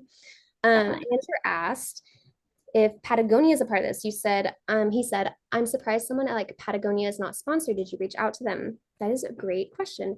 We have contacted and talked to a lot of sponsors. I personally have met with Patagonia, and I told them about the project. And I'm going to be totally raw with you guys. They kind of left it on red. They were really excited in person. They were like, yeah, we're in. This is amazing. And then I tried to reach back out and get in touch. Didn't happen. So if anyone knows anyone at Patagonia and wants to tap their back and say, hey, you're missing a good opportunity with two redheads, we'd I appreciate think that. people underestimate how hard it is to get a brand on board with anything. Trust me, the effort has been there on our part. Jim said he has that tripod. It's fantastic. He Yes. does have that tripod. It is very good. So I can go ahead because I have a little photo story for you guys. And I will go ahead and share that. Ashley, is that good with you? Yeah, we're doing good on time here. You go, girl. All right. So everyone loves dogs, right? So, Not everyone. oh, all right, Ashley. No, I'm just saying, if anyone's a Friends fan, Chandler on the episode Friends did not love dogs, and may he rest in peace. So in Greenland, I love talking about the sled dogs because they are so charismatic and iconic in Greenland. So the Greenlandic word, the root word for sled dog is kamek.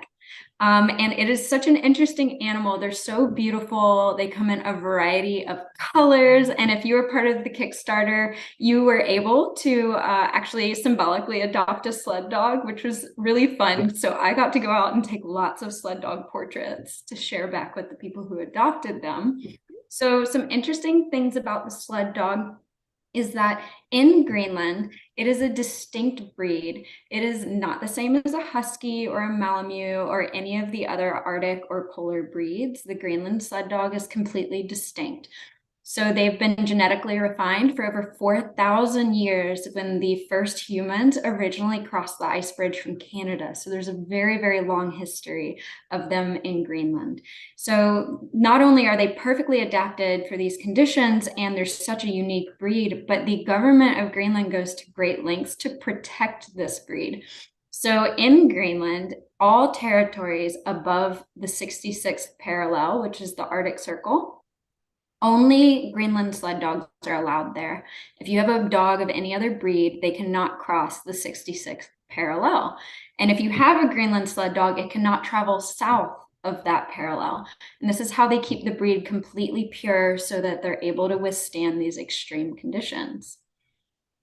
So these dogs are really, like, when you look at them, they kind of look familiar, like a husky or a Malamute or some other type of dog in that family, but they really are distinct with their hair layering system. They have a triple layer coat, and it's very much like a teddy bear. If you pet it, they're incredibly soft. The guard hairs are super waterproof, so they always stay dry, and they are insulated like crazy. They also have super big feet. I mean, genuinely, they have like wolf-sized feet. And this is intentionally bred within the species so that they can distribute their weight across very shallow or weak ice so that they don't fall through. And it also helps them walk across the tops of snow and grip when they're pulling a sled. So it's the equivalent of a dog having snowshoes on. They're also bred to have incredibly keen eyesight, and that makes them great hunting partners. The hunters with sled dogs, they really take a lot of pride in these animals because it makes a significant difference in their hunting out on the ice. So the dogs are able to spot prey for them, and the dogs are even used for hunting purposes for some species that are being hunted. They're also excellent at spotting weak ice. So when the hunters go out on the sea ice, this is an incredibly dangerous thing to do. And without the sled dogs there to support them, it would be very easy for an accident to occur. And this actually happens a lot now that snowmobiles are being introduced because a snowmobile doesn't know when the ice is weak. And people will fall through and accidents do happen, but the dogs know and they will avoid weak spots in the ice and divert the sled around it. So I'm going to play a little sound for you because if you spent any time in a hunting community in Greenland, the sound of the sled dogs is the soundtrack of the entire town.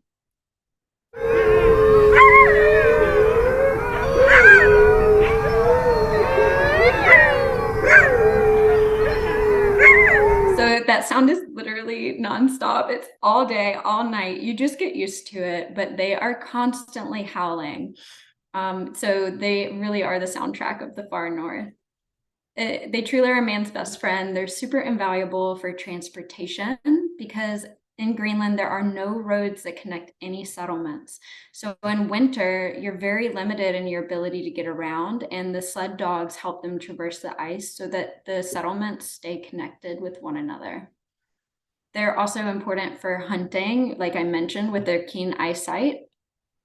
And they're super vital for safety, which is avoiding the weak ice. And there are countless stories of hunters who have been caught in whiteouts and they can't navigate home, but the dogs know how to get home. The dogs will safely bring them back into town. And beyond that, there's just a really deep cultural symbolism between the sled dog and the Greenlandic people. It's as iconic as the kayak, and their culture really wouldn't be the same without them. But today, a lot of the sled dogs are disappearing in Greenland. So there's a very interesting dynamic between climate change and globalization and the existence of sled dogs in these communities. When the ice becomes less stable, the sled dogs are not as useful because they're not able to cross the ice, or maybe there's longer periods where boats can be used and not dogs.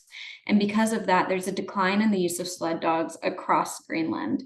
Also, the intrusion of snowmobiles into communities kind of replaces them in some areas. So because of this, population has declined by more than half in just 20 years. And there are large community efforts to preserve this breed and keep this tradition alive. But in North Greenland, luckily, the sled dogs are holding on strong. They are absolutely essential in daily life in North Greenland, and they are still used in the traditional way, which is really awesome and beautiful to see. And this makes them, they're symbolic. In North Greenland, it's particularly symbolic of resilience against a changing world and keeping these traditions alive, even in the face of great change. And of course, no dog presentation would be complete without some puppies. So I'll stop sharing. Hopefully you'll have some questions about the sled dogs. They're so cute. Let's see. Very cute, Taylor. The dogs are really, really fun. I had to use the bathroom really quick, so I don't know if you said that. Sorry about that, a little bathroom break.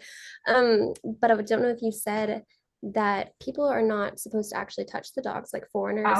Did you mention that? No, I didn't. That's actually like really interesting. Yeah, they're not pets like what we're used to. If you go, oh my God, puppy, and get in the face, like I wouldn't do that. They're not pets. They're tools that are meant to be used. They're modes of transportation, and they're working animals. So they have a very important job to do. They love doing their job. They're not going to go inside the house. There's actually like laws against touching them and going up to them because they will and could bite you. They're very fierce animals, and children should be aware of that. So Andy wants to know how much and what are they fed? So actually I could expand on that a little bit. So the sled dogs are fed food that is caught. So you have to imagine the amount of physical labor that goes into feeding these dogs. So they're fed fish or seal or scraps of what was used to feed the family. So they're eating a meat diet. So it takes a lot of physical work in order to actually feed these dogs, a huge investment of time. So when you have climate change and there's less ice, which means you're not using the dogs for as long a period of time, that's a lot more time that you're having to feed them. And it becomes a very heavy burden on the person who is trying to feed those dogs, because you're working so many extra days just to keep them fed so that you have them for winter. This is one of the reasons for their decline.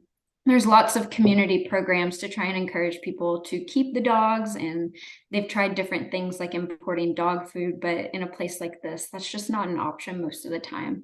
So that question actually touches on the difficult dynamic of what's happening with climate change and trying to keep that tradition alive. Yes, I'm going to harp on that. It's very hard to hunt. We're telling a story how it's hard enough to hunt just to keep your family fed.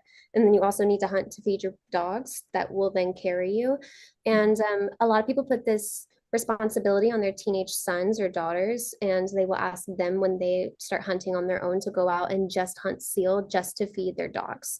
So they're responsible for that, while the older generation is responsible for the main hunt.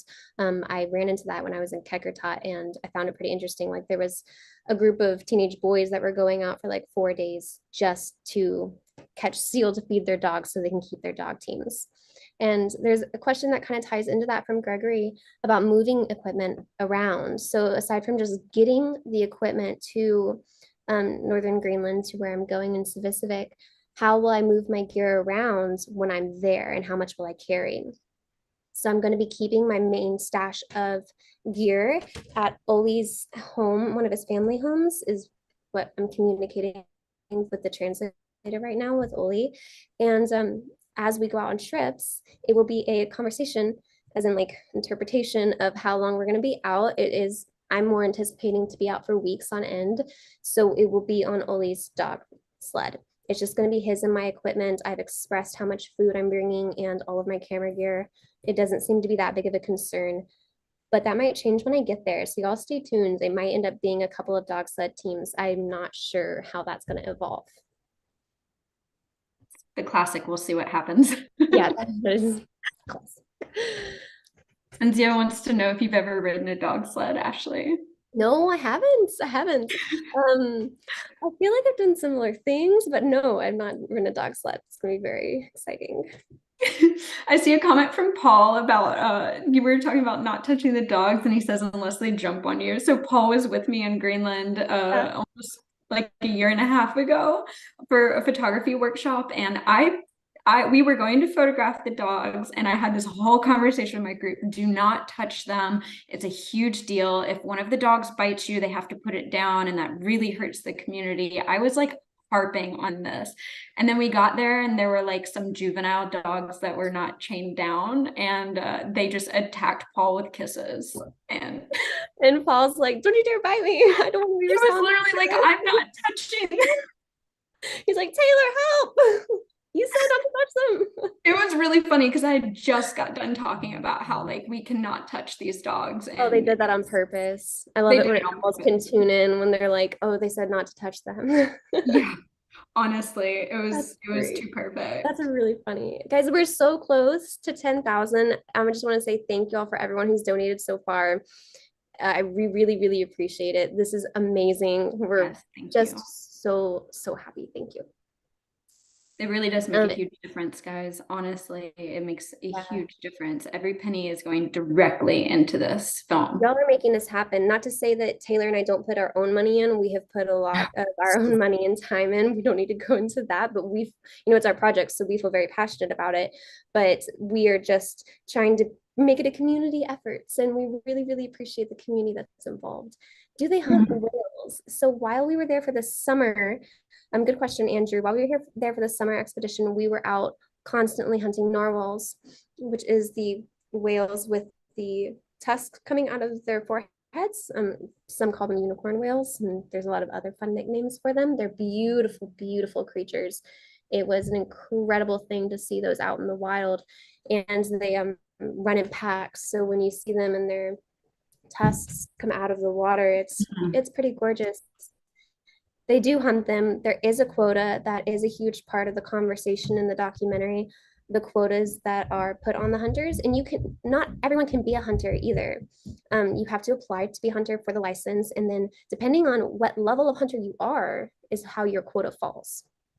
Yeah, it's a very complicated quota system, which it really does restrict their lives, but of course a quota for an endangered animal is also important. It's a tough balance to strike.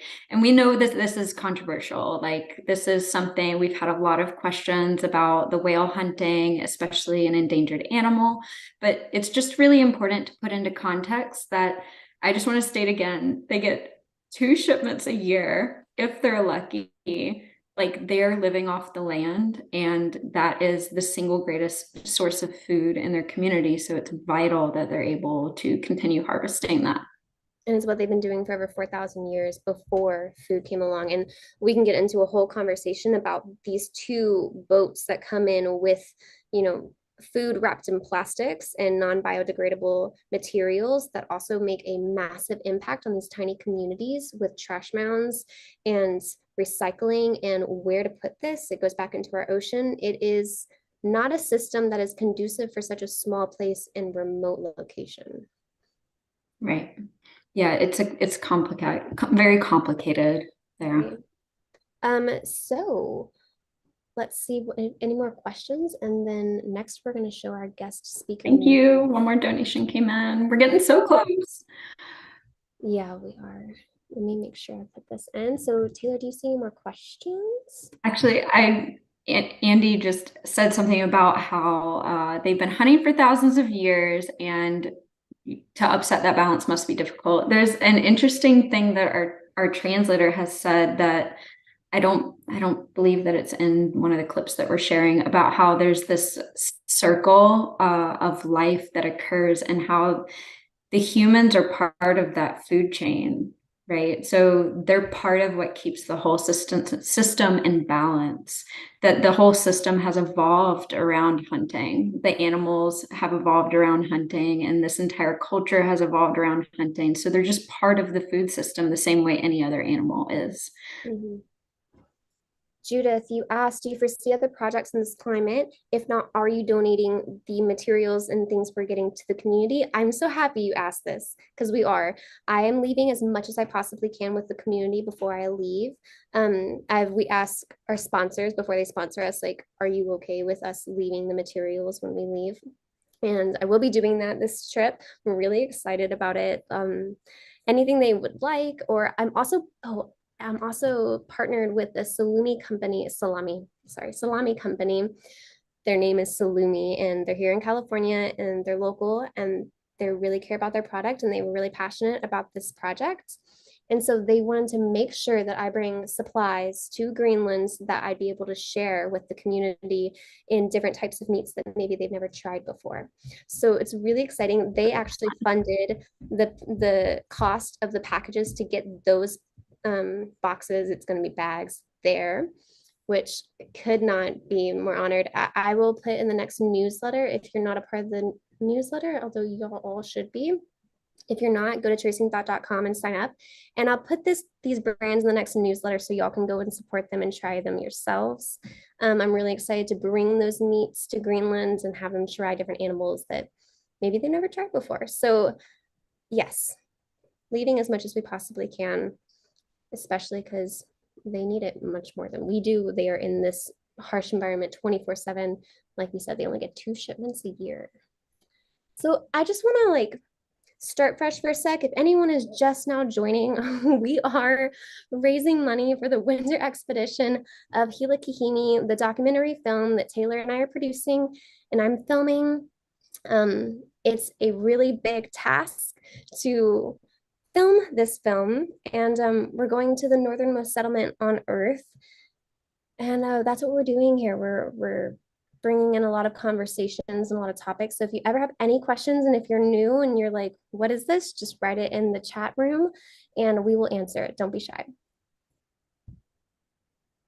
Awesome. Awesome. All right. So the next thing that we have up is actually coming up soon, is the Miyuki. Oh, I'm so excited to introduce her to everyone. I'm going to show, how about we do another blooper clip real quick? Ooh, yes. Which one? Ooh, what do y'all want to see? Do y'all want to see, let me see, us hunting, or no, I think, oh, so very fun. Something that thank you for filming this, Taylor, on your phone while we were in Connacht. That was very surprising. We were back in the main town for a moment, and there happened to be a kayak race. Oh my God. So awesome. And this is an annual thing. Once a year, there is a kayak race with this is where kayaks were made, guys. This is where they were invented. So in the summertime, they use kayaks to hunt the narwhal, and it's a very beautiful process. You can't hunt them off of a boat. We haven't even brought that up. There's so many things to talk about. The restrictions of hunting for these hunters isn't just they can go out and shoot and hunt however they would like. They have to hunt in the traditional manner. So they use kayaks to hunt narwhal in the summertime. And there's a kayak race once a year.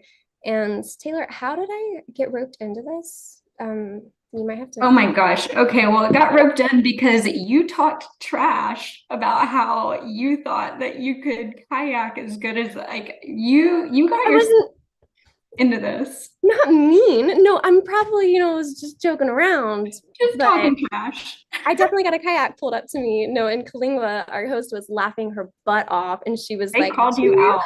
and I was like, fine. No, I didn't do that. But here is a behind the scenes moment Oh, of I just hit me. 10K. Oh my God.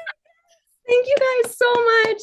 Thank you guys. Thank you, thank you, thank you. Oh my gosh, we hit 10K. That's amazing. Before Y'all are halfway amazing. through. Thank you. This is happening All for you right, guys. to celebrate, we're gonna see Ashley actually do really well in a kayak race. Yes, thank you so much. Okay, sorry, I got distracted for a sec. I'm screen sharing me doing a kayak race. I cut it up a little bit.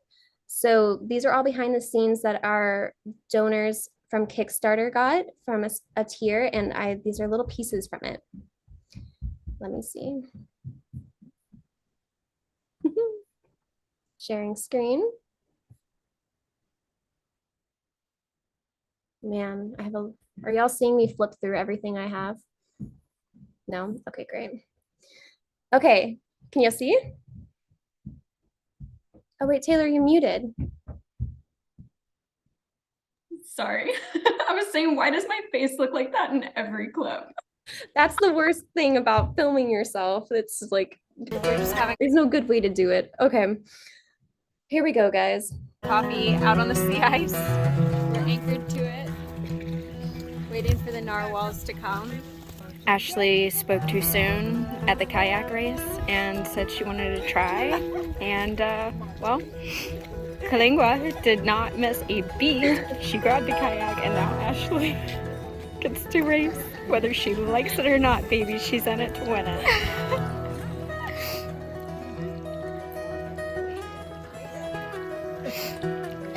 You can do this, Ashley. I think it's about to start. Look at all the people. The whole town is here. 3, 2, 1, go! Go, Ashley! Look at her go. So proud of her. Go, Ashley!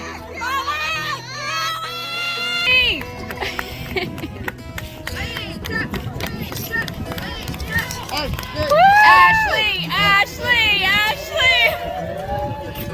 How's your kayaking experience? My back's gonna be so You're gonna be so sore. That was so awesome. That was so fun. The authentic kayak experience right here. Thrown in. That's the best way to do it.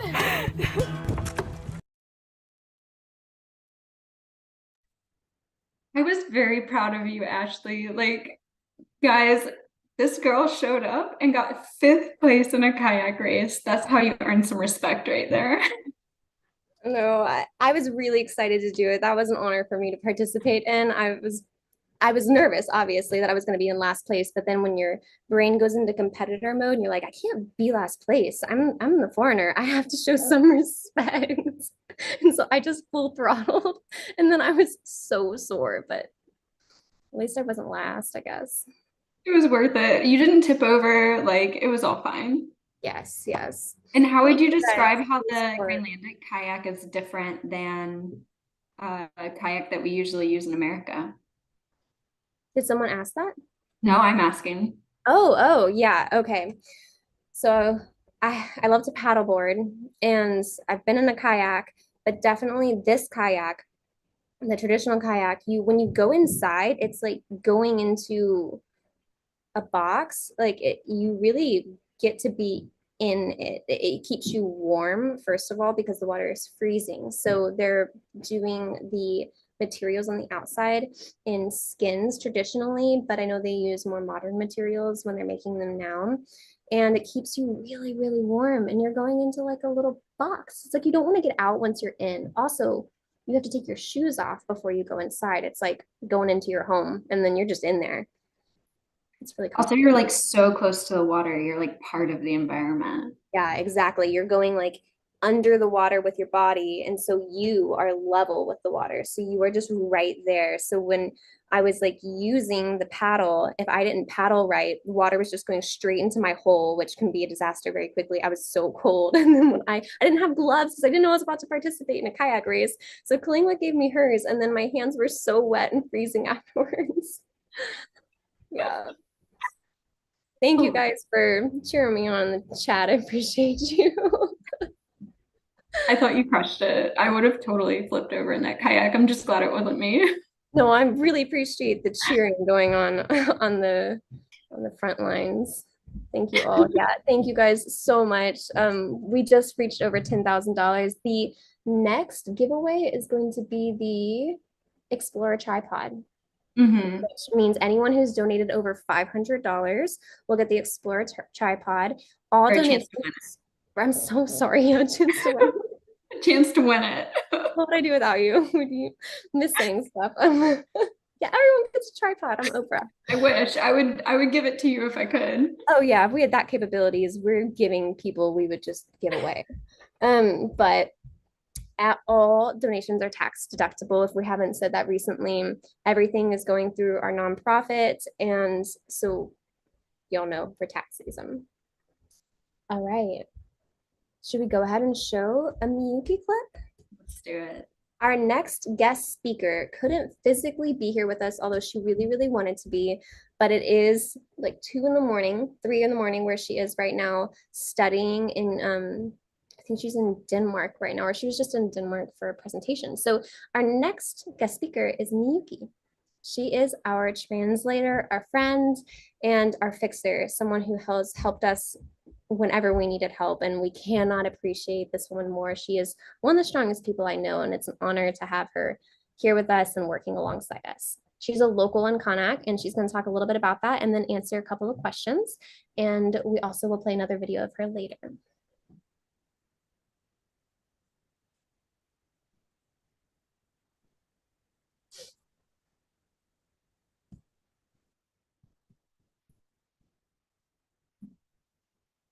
Yuki, where are you? There you are.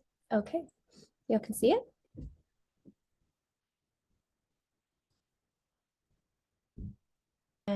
My name is Miyuki Qiyayungwak.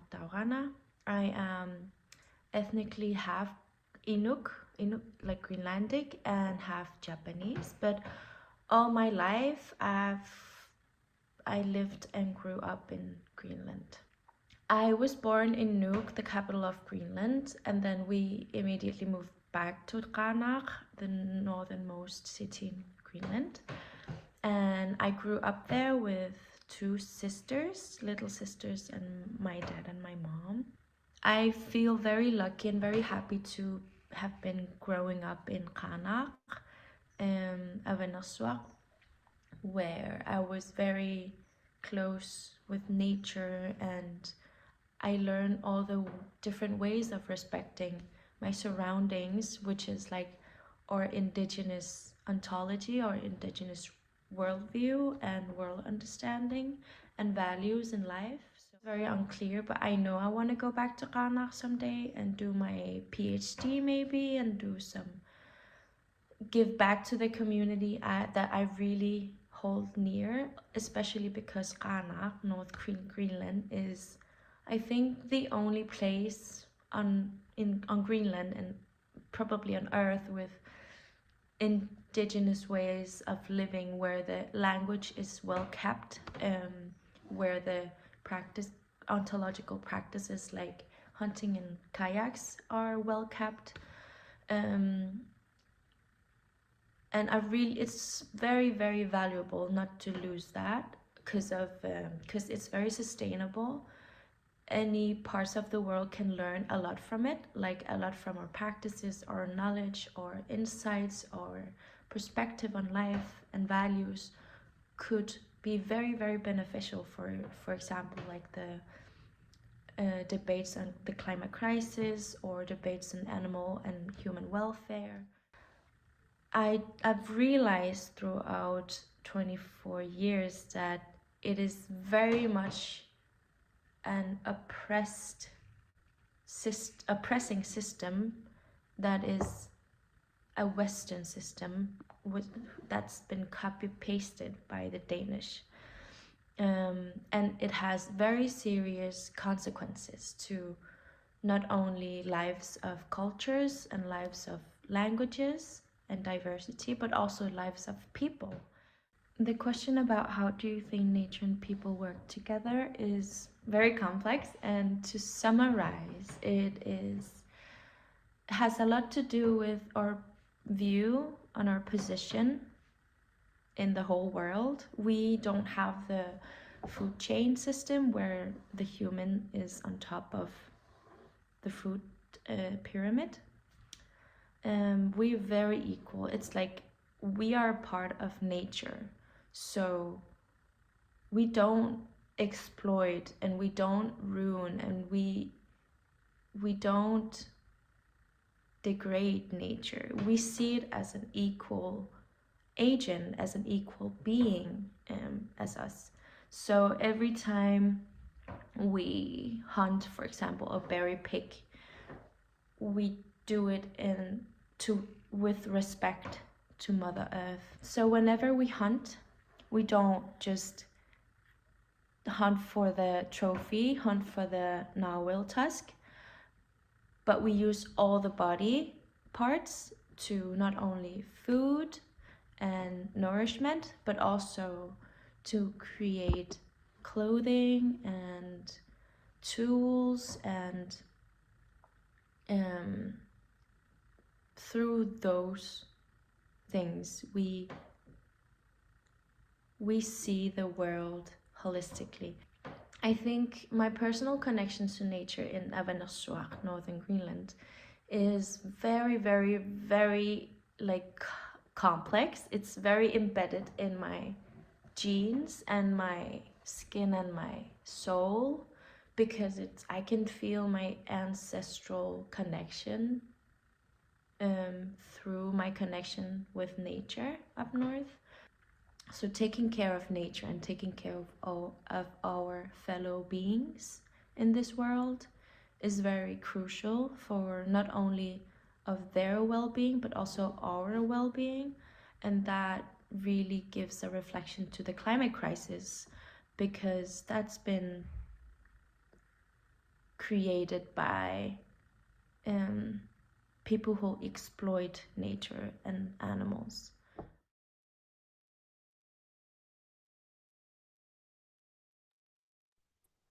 Hopefully that gave you guys lots of things to think about, because that's our first insight from someone who actually lives there and has that experience. Yes. Thank you, Yuki. Even though she's not here, she's asleep right now, for doing this for us and giving her point of view, which is the most important point of view. Mm-hmm. So Andy had a question about what they call Greenland in the native language, and I see that Tyler already answered. So that's the spelling, but the pronunciation is closer to like Kash. There's like a different way that they pronounce the L's in Greenlandic, which terribly I will try. Kashalit Nunat. And then like the northern part is Avanurssuaq, Avanurssuaq. So our Greenlandic is pretty terrible, but we try. We do try. As usual, when you go to a place that's not local to you, you get giggled at when you try to do the language. Definitely. And Greenlandic is so hard. It's so hard. Without a doubt, worth trying always. Always. Great questions. How did we meet Miyuki? So this is a very, very, very small community. So when you reach out and you try to find someone who is a translator, there's only 2 there. And the first person was suggested to Taylor through another person, and so on and so forth. We were first working with her mom, who was first suggested to us, and who was a professional fixer in Kanak. Saki, amazing woman, shout out to Saki. But then Saki was very busy, and at that time, Miyuki, her daughter, was starting to become a fixer and translator in the community whenever she was home visiting in the summertime. And Miyuki offered to be a part of our journey and relationship. We were on a call with them pretty early on, and the relationship grew, and Miyuki is now doing incredible things for her community, and she's being a fixer and translator for a lot of different people. Can I cut in for a second? Because I have something exciting. So I did get a text message separately from an anonymous person that they would like to match the next 10 $500 donations. Guys, that would like get us almost to our goal. No way. I'm serious. So Oh my God. Thank that person so much. You're not gonna say who it is. We're not gonna get to say. I can't say who it is. He asked for privacy, but thank you with all of our heart. So guys, whoever is on here, what that means for you is that if you're able to donate $500, then that amount will be doubled. So your donation is going to go so much further. And not only that, it enters you in the running for that tripod on top of that. But most importantly, like you can have some real impact here. I'm so grateful and really, really blown away. So guys, The next let's $500 donations, 10. The next 10 $500 donations. Oh my gosh, that's amazing. Thank that person so much. So much. It's kind of like shocking when you hear something like that, and it's just makes. I'm a Pisces. If anyone knows anything about the astrological signs, I'm emotional, so it just makes me want to start like eye watering. Also, it just makes me feel like we're really on a team, and this has been such a community effort from the beginning. I mean, like this has been by the people, for the people, day one, 100% crowdfunded, 100% like we have grinded this out. Ashley and I have shed tears over trying to get all of this done. Real tears, like Thank so you. many tears. Thank you so much. Who you know, y'all are all just physically putting a hand on our back and having us stand tall. Like pretty physical in my opinion, because I just feel like so much support right now. Thank you guys so much. And oh my gosh, John, thank you so much, guys. We see your donations. Thank you. Yes, and honestly, it does make, because this isn't easy. Like this project hasn't been easy. I know that it looks so fun and you know, but there have been real challenges at every step along this way. And knowing that people are actively backing it and like really stepping up to support this, and that we have this army of people behind us, it means everything. It does. We wouldn't be doing it without you guys. Like it would just even be possible. So, yeah, and my goal for the last 3 years and for the next 2 years is to make, oh my gosh, we just got a beautiful donation. Thank you guys. It is my goal to make an incredible documentary, and Taylor and I together making a beautiful photo series. Taylor has some incredible images. Y'all saw some earlier, and it's just going to be, we're really putting all of our cards on the table where we're going to make something y'all can be proud of. Yes. So I want to go back to some of the questions. Oh, yeah. So, what is she majoring in college? It's Indigenous Studies, and God, what an advocate Miyuki can be for that. I mean, I can't think of anywhere that she could be more impactful, and she's really motivated to go back to her community with her knowledge and to like really. She's just so smart. I mean, like she's amazing. The woman is incredible. Like she's just, y'all better remember her name, because I think we're going to see her win a Nobel Prize or something in the future. Like she's either going to write or just really make a name for herself. She already is really incredible. We are so lucky to have her. And so that actually goes to, how did we meet Miyuki? Oh, I answered that earlier. Oh, you did? Okay, I think sorry. you were answering other people's questions. No, but not just smart. Yeah, Judith said, but very articulate. She's so well spoken. And she's not afraid to stand up for herself. Just everything you want to see in a person. And a powerful woman. Yeah, and we're woman proud. So, and we had a couple of people earlier that were direct messaging me saying redhead power, and they were also redheads. So we've got a shout out there. Yeah. I think honestly, it was interesting seeing two redheads run around Kanak. We got some, that's not typical, right? So the Inuit people have dark colored hair, so we definitely stood out a little bit.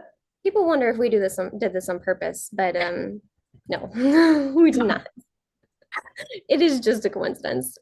Guys, just if you're now joining, or if you didn't hear, the next 10 $500 donations are going to be matched by an anonymous donor.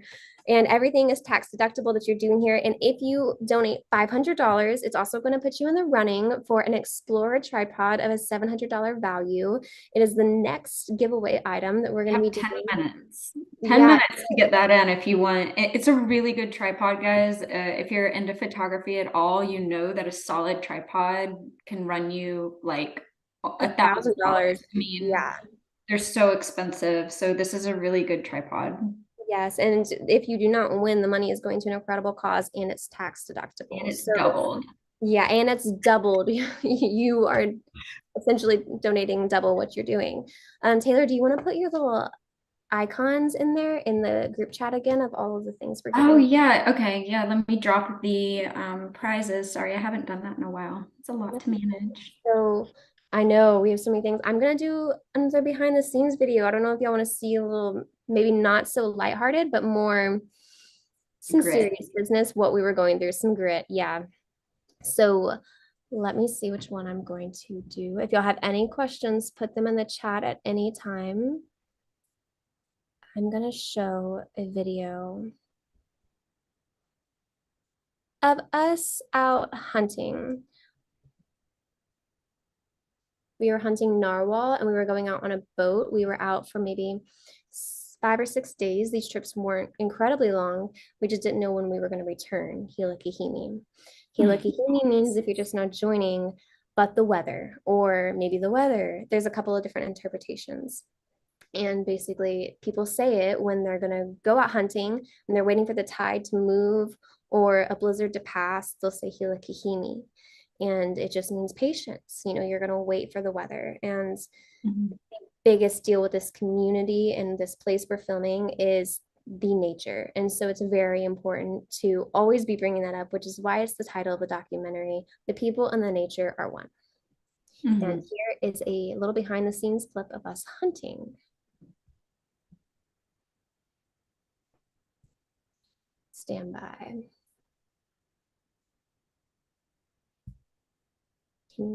What do y'all see when I'm doing this? It's just black. Oh, okay. Sorry about that. Just 1 minute. And please, guys, if y'all have questions, please drop them in the chat. Like, we would love to answer your questions about any aspect of this project.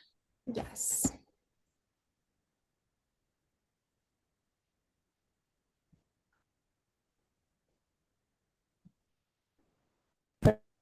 Narwhal, and I see my screen. There we go. Yep. Oh, see, there's my weird face. So Taylor, it's even. Okay. It's like this to keep my back from being sunburned. Back of narwhal, and my head's like this to keep my back from being sunburned. Back of my neck. They're hunting out here, and they just radioed us saying, "Please stay still." So actually, that was like 20 minutes ago. We were staying still because that's what you do if someone else is trying to hunt and you're coming across their line of sight.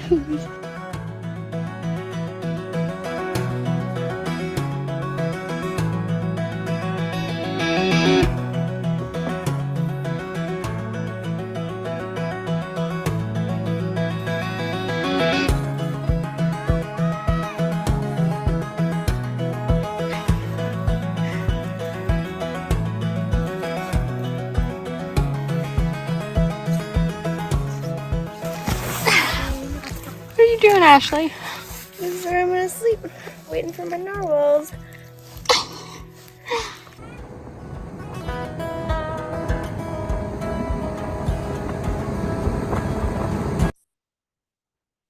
So it was hard to capture, like behind the scenes wise, for our donors who got this full length video. It was 30 minutes long. It was kind of hard to capture the patience and the time of how long we were out there. So that's, you know, just a little piece of our time out there. It's a lot of waiting. And the little thing I was crawling into where y'all saw my butt for too long was a hunter's like camouflage hole where they would sit to wait for the narwhal and protect themselves from the weather.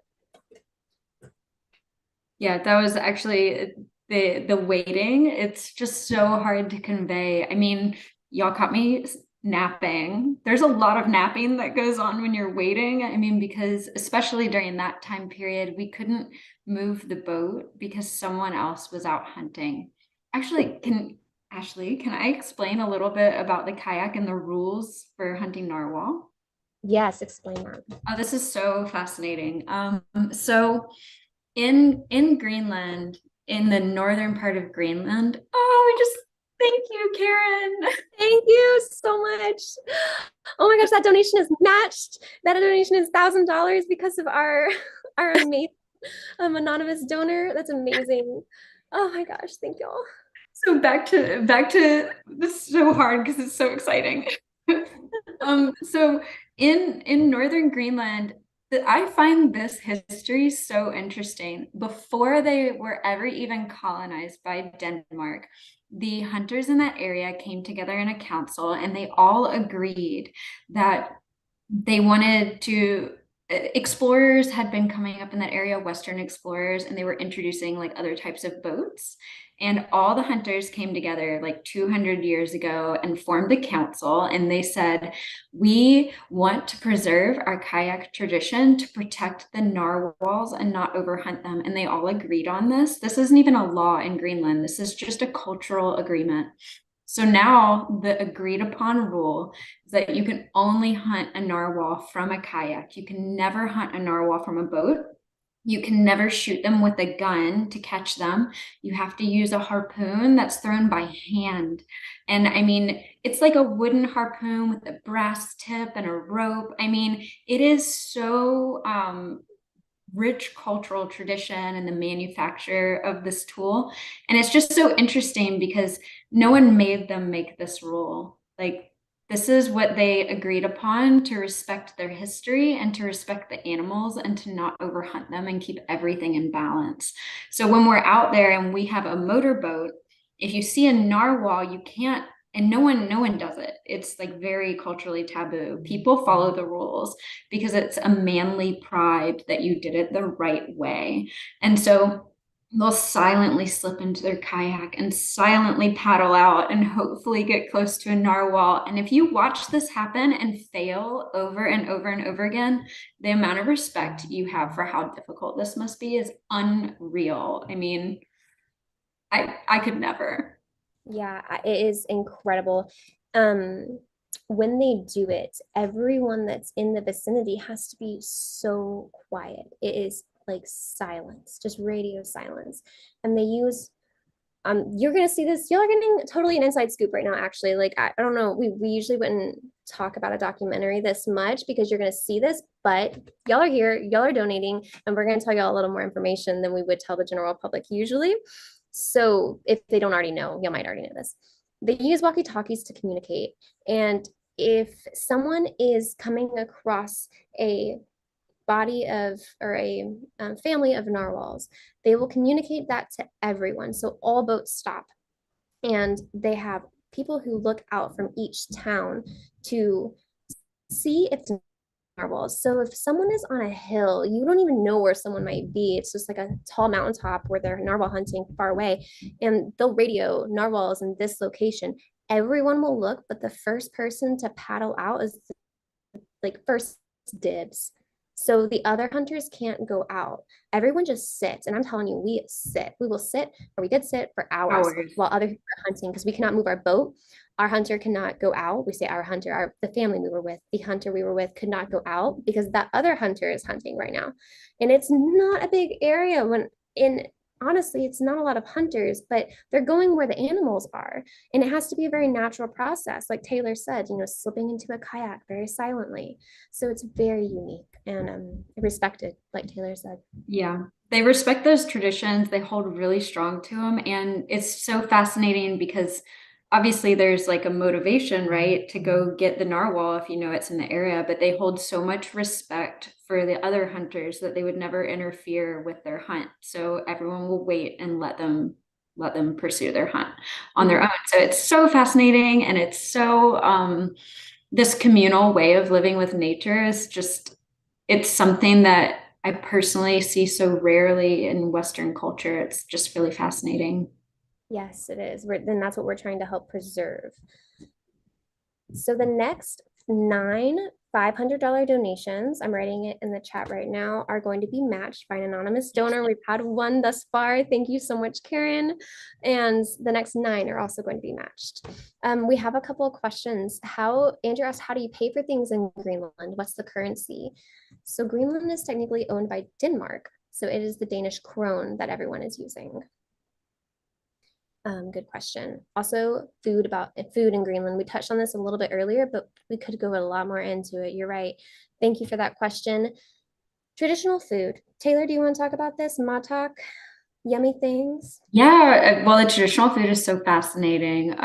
So it's a meat eating culture. So almost everything revolves around meat. And matak, which is the blubber of a narwhal or a beluga, has so much cultural significance. So we can talk about what it's like, but actually the history is pretty fascinating. So in the far north, there's no fruits and vegetables, so it's so hard to get a source of vitamin C. And so it's actually well documented that the primary source of vitamin C in the Inuit diet comes from the skin of these whales. There's a huge amount of vitamin C in them. And this is vital for human survival. So culturally, even though they don't know that it's vitamin C, they just know from 4,000 years ago that this meat is vital to keeping them alive and healthy. So it has, oh, thank you, more donations. So this meat has become rich in cultural tradition. So anytime there's a birthday or a wedding or any type of celebration, matak is at the center. And so what it is, it's the skin of the whale with about 1.5 inches of the blubber attached to it. And they cut it up into little pieces and it's shared amongst the community. There's a lot of sharing that goes on with matak because of the cultural symbolism of it. I have heard other people describe it as like a hazelnut, but I didn't get that impression when I tried it. But it is very mild. I honestly really miss it. And Tyler, my husband, thinks I'm crazy because I did sneak some dried narwhal back to him because I was like, I really wanted him to try it. And it was the tiniest little bit, like literally out of my pocket.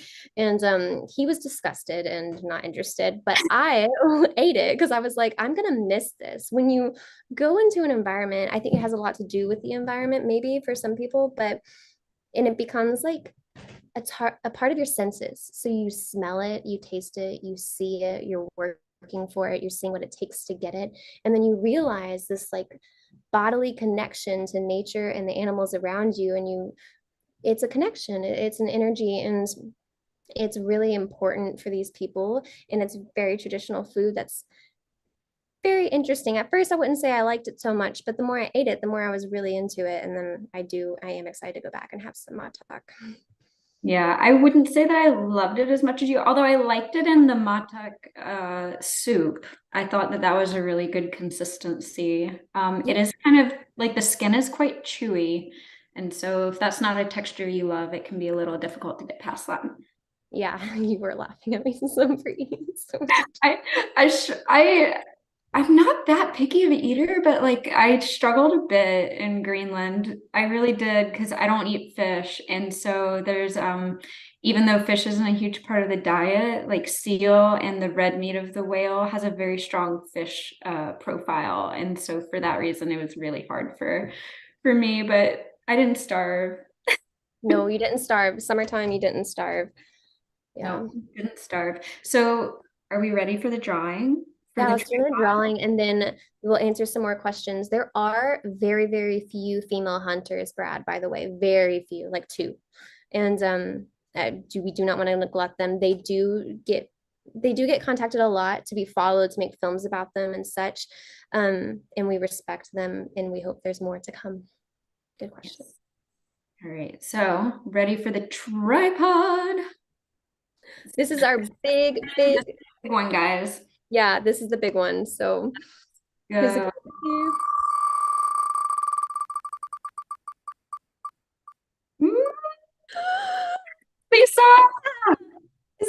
is it gonna stop? Oh my gosh! Congratulations! Oh, that's so awesome, Lisa. Yay, I'm so happy for you. That is amazing. Congratulations to Lisa. She just won the Explorer tripod, which was our biggest giveaway of the night. And in terms of value, if you're a photographer, this is a huge win. So congratulations, Lisa. Yes. And thank you to Nisi who donated that tripod to help us. Huge thank you. Mm-hmm. Yes. Do we want to do the filters now or do we want to save it? No, let's do the filters. Okay. I think we're making away. These are both Nisi associated products, so we'll do them together. Yes, and Nisi has been such a huge backer for this project, by the way. I mean, they've donated tripods and filters and all kinds of things for giveaways like this, so I really can't shout them out enough. Yeah, everything you'll be seeing through the documentary will be seen through a Nisi filter. So if you like it, go check out the products. Yeah, they're great. All right, so sharing again. And this is for a set of, it's an ND filter set that has a cinematic black mist filter, which is really cool. I really want to try one of these.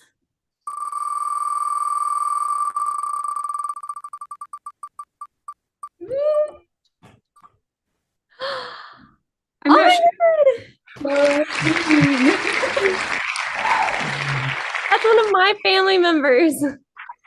It's okay. I'm gonna say I know who that is, and they're not a photographer. Oh, I will give them filters if they want them, but ring it again. okay, but we're so grateful for their donation. You're so grateful for that donation, though.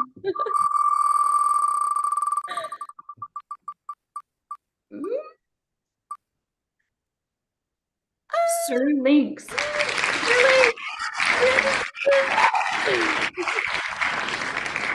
Awesome. That's so great. Oh my God, that's Trevelli Paul. That's Paul. That's Paul? Yes, amazing. Congratulations. Nice. Paul's coming to Antarctica with me, and I cannot wait to see. Oh my God. So now y'all gonna have to post about the filters to let everyone know on Instagram. Okay. Yes, bring him on the trip, Paul. Yeah, Paul, bring him on the trip. That's so cool. Congratulations.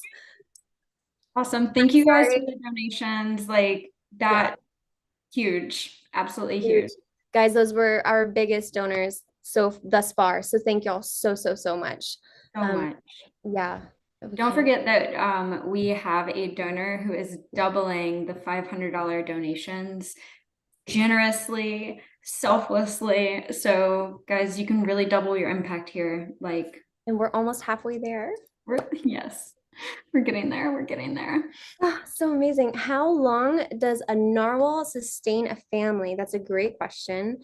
And it depends on how big the narwhal is. And it depends on how much they're eating. But basically, what I saw is they fill 2 giant freezer chests full. And it also depends on if they dry the meat.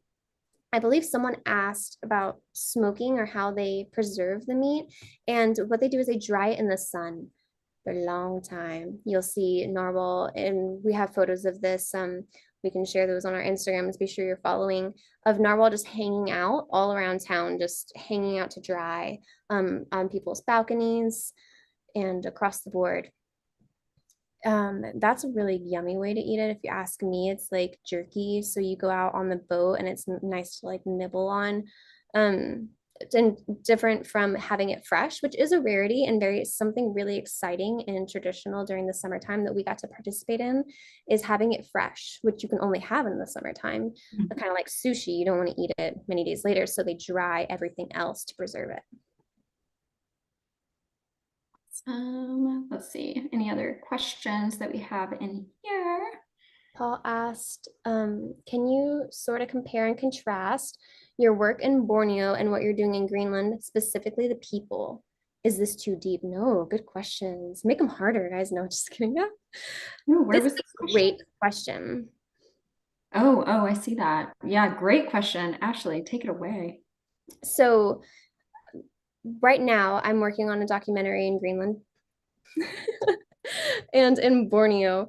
And in Borneo, I have a family there that is my sisters. I don't know if they're on right now. They might be. Shout out to Desi and Dewi and Deli and Dercy. And that family and I go way back. I met them through a bunch of friends.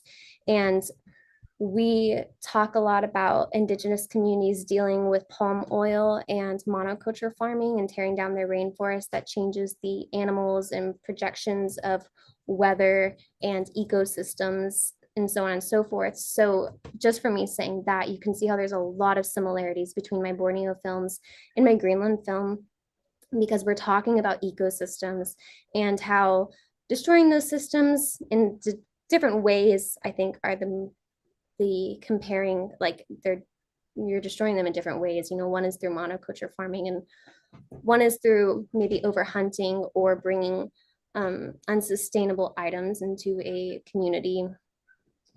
But the conversations are still the same. You know, we're talking about animal rights and human rights and indigenous communities still trying to live off their land and grow vegetation versus hunting the animals, you know, doing what they have been doing. These people have been doing for so long, thousands of years. And as you know, modern times and generational changes happen and take place, these conversations change, and they're being told, to stop doing the ways they're doing because it's old or it's not necessary because there's new and improved things to do. But respecting these ways of lives, these ways of living, is so important in what I do in all communities. So I'm sorry if I went on a little rant there. I'm very passionate about it. If you can't tell, I will talk about it for forever. It's very frustrating to me, but also I think making their voices be heard is so powerful, and that's my goal. That's all I want to do. So but literally that right there is exactly why at the beginning of this, I wanted to work with Ashley. Like I saw originally a story that needed to be told, and I knew that Ashley was going to be the one to tell it, and to tell it fairly and authentically, and to allow the community to have their own voice shine through, because that's what she does. If you haven't gone on, sorry, Ashley, I'm gonna like embarrass you, but I'm like, I can turn my camera off. But if you haven't done it after this, obviously after this event, but go onto her YouTube and you can get lost for a really long time on there. And her voice and the way that she promotes Indigenous values and hidden issues is just incredible. I mean, it will be obvious to you that not only why I reached out to her, but that she is without a doubt the right person to be making this project. It's very honored. Thank y'all so much. And I saw y'all put the socials on the side. If y'all want to check out my website, it's just tracingthought.com, and it really tells the story that we're trying to tell throughout. I just want to say that we got another 500 and we're over 50% now. We're more than halfway. We're more than halfway. Oh my gosh. Thank you guys. Thank you. Yeah. So Steffi just wrote the website in the chat room on the side, and I want to say that woman designed it. So thank you, Steffi, for writing that website. She is amazing. I didn't know that. Hit her it's up. So beautiful. If y'all like my website, look up Steffi, and she and her husband, boyfriends, but long term, and they're amazing, and they make the best team, and they make amazing websites. It's a beautiful website. Thank you, Steffi. Super good. And the trailer's also on there if you want to view it again. You can view it from the website. Yeah, if y'all missed the trailer earlier or want to find out more information, check out tracingthought.com. Good question. Thank you. Awesome. So the next thing that we have is a little bit more unseen footage. Is it me? It's me. It's you. Okay, so this is some unseen footage. It is raw, guys. So I want to preface with that. It is unedited. And by that, I just picked a scene that I was filming, and I did not color edit it. I did not clip it into something creative yet. So y'all are seeing really raw footage. Ignore the coloring, ignore all that. Just pay attention to the content. And then I'm going to talk a little bit about it. It's about generational change and hunting with the family. And just before you do that, Ashley, we have another giveaway after this. So they are for the snowboarding goggles, which by the way are like epic, and you get to pick whatever model and color you want. So it is a pair of your choice. And so if you donate $125 or more, you will be entered to win that. So. And that is with Zeal Optics. So Zeal Optics, they're so good. They are giving us our goggles for the trip. have here, I want to show they make amazing, amazing goggles. So while out on the dog sled and such, dealing with snow and everything, making sure our eyes stay protected, they have provided us with everything that we may need. And Zeal is amazing, and they've also donated these goggles for you guys to win in this giveaway. So another sustainable brand, by the way. They make a lot of the plastic framing is from recycled plastic. only the best. That's what we hope for. Okay. Oh yeah. I'm not gonna say I'm not a skier, but you know, it's gonna be good, guys. You look like you're ready to shred the slopes, Ashley. My head is so small. My hair is so big that this is really compensating. You know, it's like bringing it all together. A lot of red going on. How much do they need to be to have donated to 125. 125. So if you donated $125 or more, you are in the running to win Zeal goggles, which are over $200 value. All right, let's see that footage. One moment, please. And if you're on mobile, guys, you won't be able to see the donate button, but you can text Greenland to 707070. So 707070, and you can donate directly that way. All right, can y'all see my screen? Yes. Okay. May kilo ka pala, yung video dok. Maknon na ka, mani? Mama. Ito niya.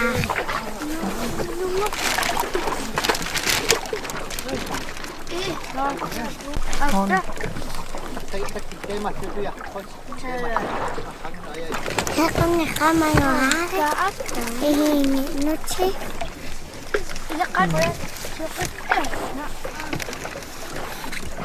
Kama.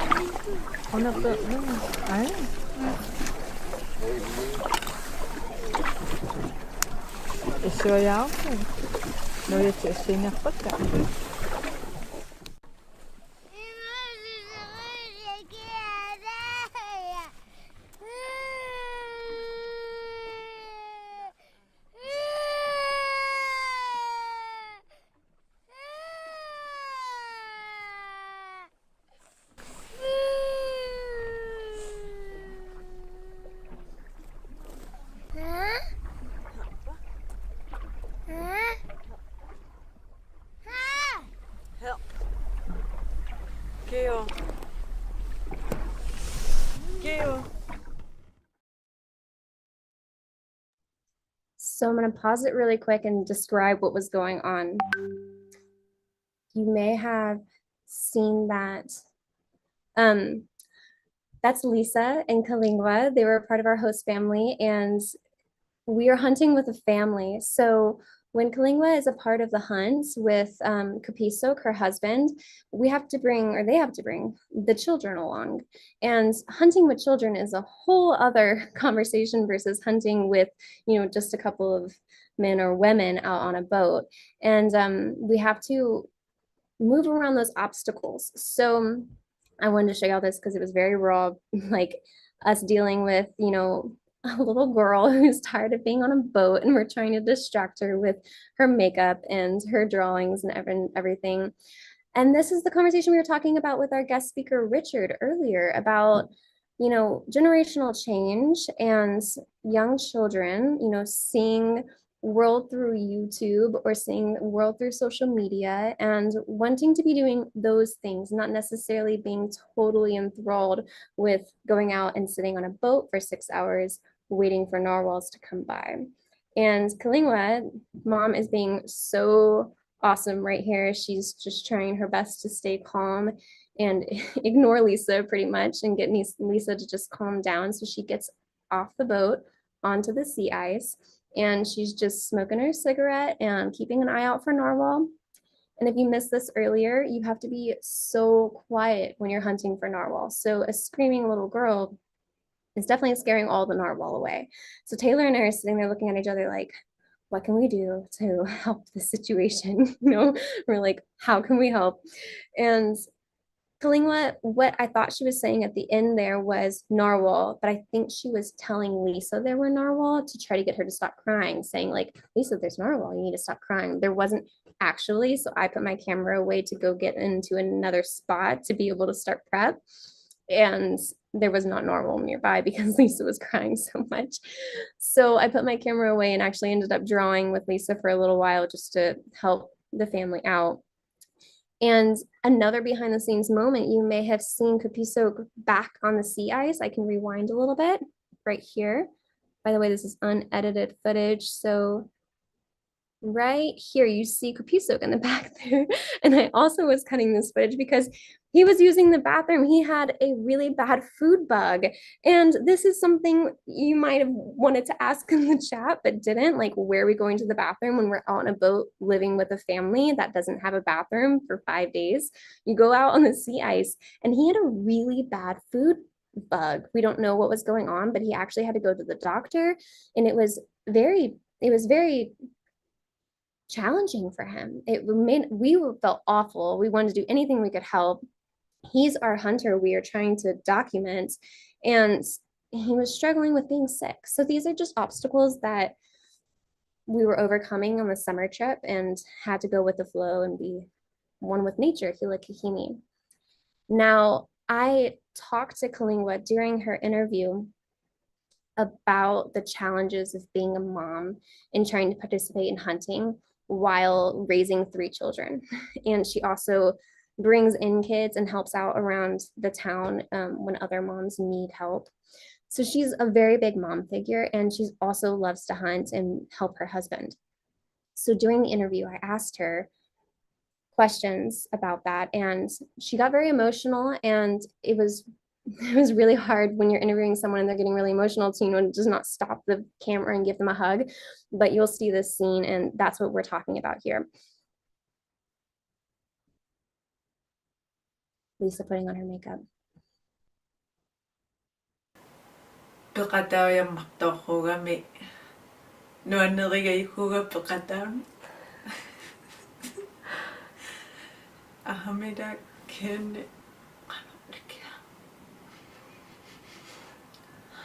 Ilunga kunakun nakakakataktok pangahihama pakachito. Udong mo ami kakaktsinyang naki umi meeting wa look. Down na ilunga kunakan panok takigama. It's okay. It's okay.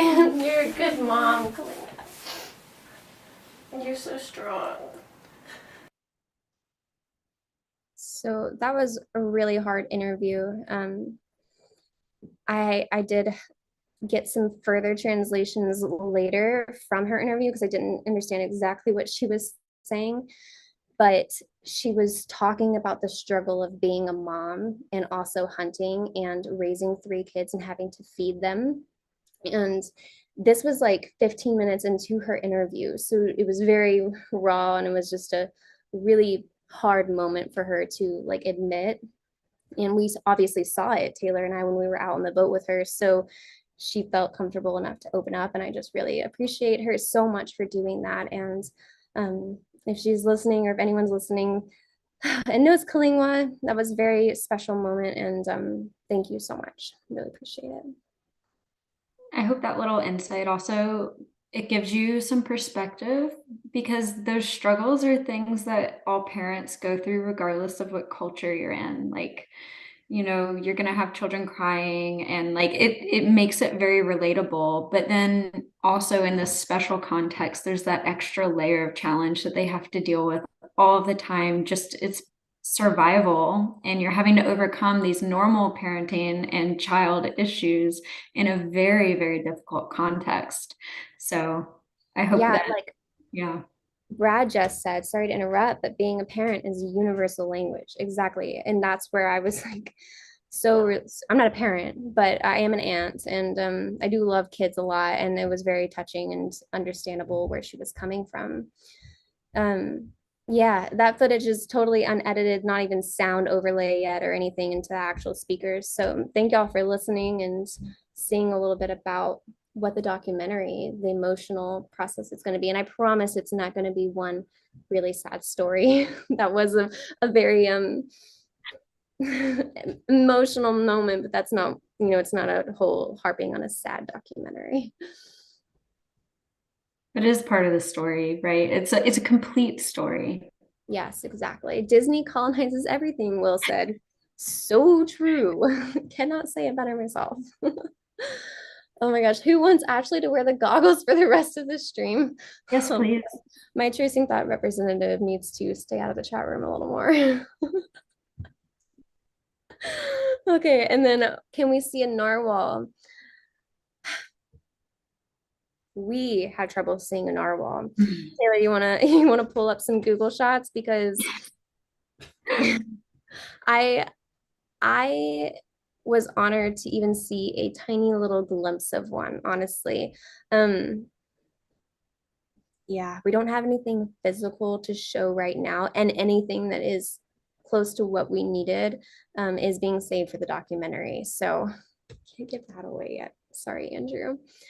And Richard asked, what is the level of alcohol and tobacco usage? So this is a whole other conversation. Taylor, you can respond to this one if you'd like.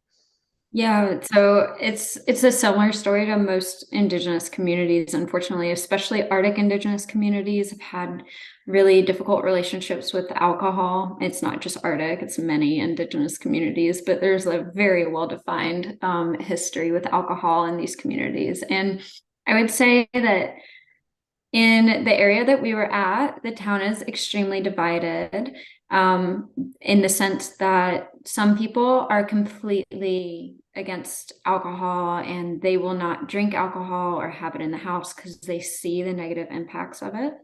And then there's other people in the community who do drink, and it's fairly evident the problems that that creates. In fact, alcohol is the #1 cause of any type of disturbances that the government or the law enforcement entities have to get involved with there. So alcohol usage is definitely a problem. Mm-hmm. And the family we were with, I wanted to note, didn't drink alcohol because they dealt. I don't. Sorry, I shouldn't say that. It's not because I personally know they dealt with problems with their family members, but we did recognize that some of their family members were having a hard time with alcohol usage, and they saw that, and it was touching to see and hard. It's difficult living in a really remote community where it's the same people, and if you're not a person who personally loves that, it can be very challenging, and finding a way out is alcohol. Right. Well, and the alcohol usage is closely tied to colonialism, right? So these people, and actually Miyuki will talk about this a little bit, but just for context, the history, Kanak isn't even an Indigenous settlement, like the main town. Mm-hmm. They were forcibly moved there by the Danish government, and they were relocated from their traditional hunting grounds, placed into Kanak, and then their traditional homes were burned down so that they couldn't return. So when you displace people and you force them into a forced community that they have no relationship with that land and they don't know where the animals are, and it just really disrupts their relationship with the world around them. And alcohol in that context, you can see how it can become like a real issue. Yes. And to touch on tobacco, that's definitely a normalized, smoking is a normal day-to-day thing. Mm-hmm. Very much more normalized. So I know we're like on our 3rd hour, but I just want to let everyone know, if you've joined in the last hour, that we are here talking about Hila Kahimi, the documentary we're producing and I'm filming. We're raising money to go back this winter to make sure. We had a presentation earlier, showed me Taylor made a really funny thing of me in a big snowsuit trying to stay warm. And this is the last bit of money that we need to get me there safely, to make sure my bags make it. The next 8 $500 donations are matched by an anonymous donor, and all donations are tax deductible. So thank you guys to everyone who's donated so far. You will see exactly where your money is going over the next year while we finish this film and put it out into the universe, and we're really, really excited about it. And we have one more giveaway coming up a little later, right? I'm actually ready for it now. Which one is it? Zeal goggles. Oh, right. We haven't done it yet. I just put I on haven't our done it yet. We hyped it up, but okay, I'll wear them you for have this, to wear those for this. just for the moment, you know? Yeah. Really get into it. I'm a big fan of them. I think, you know, it's a thing. All right. For these super sweet goggles that you get to choose your color and model and customize them any way you want. These are all people who donated over $125. Thank you. Linda.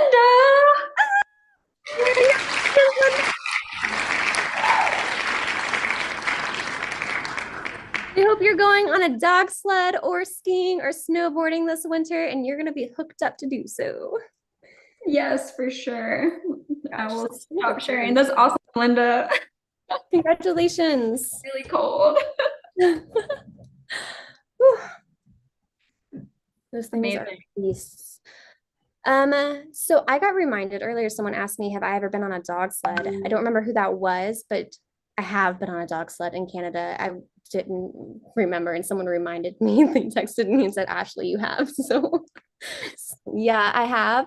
It was a long time ago. I'm really looking forward to getting on a dog sled and actually traveling and navigating through weather with a professional hunter whose family's been doing this for generations. It's going to be an incredible opportunity.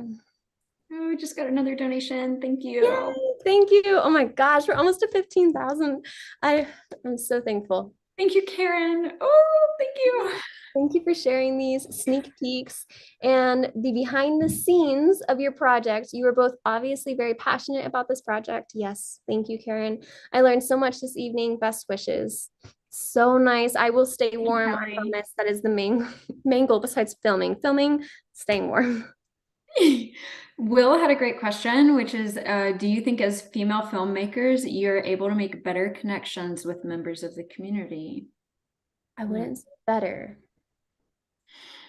I think at the start, maybe we were viewed with skepticism. I have this distinct memory of our very first hunting trip, Ashley, when we went bird hunting. Oh, yeah. And we put up our tent, which thank you, Nemo. They gave us an amazing tent. And like our host family, like they thought we were insane. They looked at our tent and like they went so out of their way with generosity and kindness to bring over tarps, to cover it. They're like, you're gonna freeze, and like to build us a different tent out of like more traditional building materials, because they just did not believe that we were gonna be okay in that tent. Didn't realize what Nemo could do. That tent was awesome. Yeah. Oh, look at that donation. Thank you so much. Thank you. Thank you. Yeah, I forgot about that. Thank you, Vicky. They did not realize that. Oh my God, Vicky, $500. That was just matched. Thank you so much. Thank you, Vicky. Wow. Yeah, so like Taylor said, they brought over an entire other tent and they were like trying to put a heater inside for us, but they underestimated Nemo. We were actually fine, and we figured out what they were doing and communicated and let them know we were going to be okay. But also, yes, when traveling up the large hill of rocks, and if you are a Kickstarter donor and you watch the behind the scenes, you saw behind the scenes footage of me chasing after my drone over an entire mountain covered in these giant rocks. So I was scrambling basically a lot. And when I found my drone, they were all very shocked, I think, that I was climbing the mountain. And then I turned around, I was looking for my drone, and then Kupisok, who is our host dad of the family, was right behind me, also climbing the mountain. Supervising you, going up a mountain. I did not realize. No, he was there to help. And I know. I felt so bad. I was like, I did not mean for you to climb an entire mountain because the drone fiasco. But yeah, I think what Taylor was saying had a little truth to it, definitely. Like, when you are a woman, sometimes people think you can't do some things, but proving them wrong is always an option, which is exactly what we did. And I don't remember who asked, I'm sorry. Yes, Will. I 100% in my experience being a filmmaker, and going into communities, I personally 100% love the connections and the emotions that I receive. And I do think it is because I'm a woman. And I'm going to own that. I just do. I think that it's a motherly female instinct to connect that I'm not saying men don't have, but I will give that a little more to women. And it's incredible to feel, and I'm honored to be a female. For those of you who are still on, please stay on a little bit longer because we have some amazing stuff from Miyuki coming up that is just like heartwarming and beautiful, and you really are not going to want to miss that. So now is a good time to get in a couple questions, and then I know you're going to have questions after watching her talk. Yeah, Miyuki is our translator if you are new, and she has been helping us. She is from the community, and could not be here right now because it's like 3 a.m. her time, but she is going to be coming on via video and sharing great stuff. Yes, definitely. See, are there any other questions that we've missed in the chat? Bravo to that anonymous donor. Yes, and bravo to you, Seriously. Vicky. Thank Oh you. my gosh. Okay, Vicky said, how about when you're a woman, most people culturally assume you can't do something well until proven. Exactly. Hit the nail on the head. And it's always kind of fun, I'm gonna admit, to like prove it to them. I don't know, is that just me? It's like there is a little enjoyment in that of like, I'm like, you know that song, anything you can do, I can do better. No, I'm not that mean, but I do want to prove it. I do want to show, what we can do. If anyone can, it's you. You are a wild woman. Sometimes people would say it gets me in trouble, but hopefully it's going to be a really good thing for this film. Judith asked, will you be including a statement from Miyuki on how she feels outsiders can help her community? That's a good question. I don't think she stated that in that answer in these set of questions, but I'm going to jot that down. You know what I'm going to do is I'm going to ask her, and I will put that response in my next newsletter. And this isn't just to get y'all to sign up to my newsletter, but I do a newsletter once a month that just talks about this film. And I don't do newsletters a lot. And I will include the answer to that question in the newsletter. I'll ask her because I love that question. Yeah, that's a great question.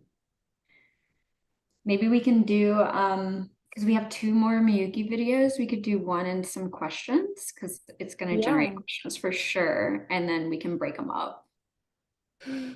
Vicky said she's a little older and she's been there still doing it, and it's a lot of satisfaction when you're blazing past expectations of what a female can do. I can personally say that that is true for Vicky more than any other woman that I know because she's my adventure mom. She has adopted me as her adventure child, and she is wild. She's a wild. Oh my God, I love it. Oh, we should do a trip together. Yeah. I feel like we'd get in trouble. Okay, let's do Miyuki. So one moment, please. If anyone asks a question, Taylor, you can take Yes, it. I'm watching the chat, and I love these Miyuki videos. Hopefully they're generating questions for you guys because she can just say it in a way that is just so much more profound than Ashley and I are. I mean, we're so lucky that she provided these little insights into their life. And the second question is talking a lot about like their cultural relationship to music and to food and community structure. So I think it's super, super insightful and just really fascinating stuff. Vicky says she's smiling ear to ear. Yeah. And she's ready for a trip with the 2 of us. Yes. Actually, Vicky was in Greenland with me this summer for a photo workshop. So I've gotten her on the Greenland train. She's a boarder. And then she went to East Greenland and maybe is coming with me to South Greenland. So she might be as obsessed as we are. Oh my gosh. This is really exciting to have a team member like that on right now. Thank you. Yeah. That's like really fun. Okay. Okay. Y'all see Miyuki? Yes. Here we go. Day-to-day basis, life in Qanar is safe to say, it's the system does not really work because the system was not made for the language and the culture and the beliefs of people in Ghana. It's been implemented forcefully by the Danes. So the system automatically does not work for them. So there are a lot of unemployment and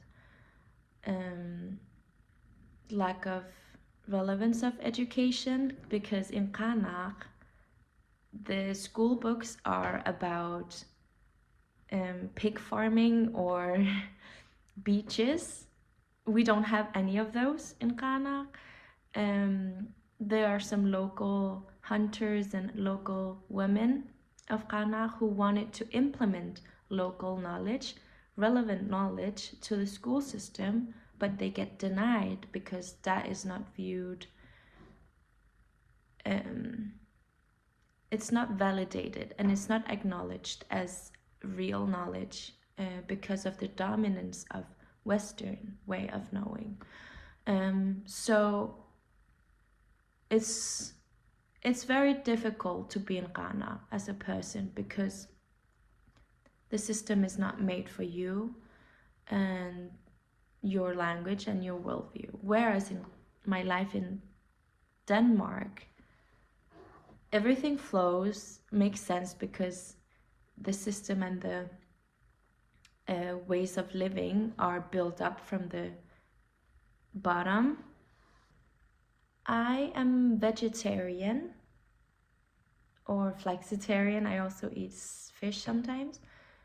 When I live in Denmark, when I live outside Greenland, I eat vegetarian.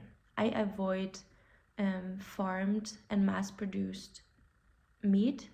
But at home in Greenland, I eat all the meat that I know is hunted by my dad or my uncles or my family friends, because it's a very ethical and cultural way of eating, but also hunting. I think the most common, and for myself, is like mettek, which is blubber from narwhal or beluga. It's like the skin and the fat of a whale, and it's very nourishing. It gives a very special form of warmth from the inside to be able to survive in the Arctic. So we also need our food that way. I think if we have to go back to ancestral and very ancient music that we have managed to keep and past the colonial times, is drum dancing and throat singing a little bit. We kind of lost it because it was banned and it was, tortured away. But we have somehow kept a bit of it, enough to recreate it. It was mostly shamans who played drum dancing, who drum danced. It was their way of reconnecting with nature and rebalancing it if anything happened. And they used to transcend between the spirit world and the human world or the real world through drum dancing. They also used to visit different so-called gods, but it's not gods.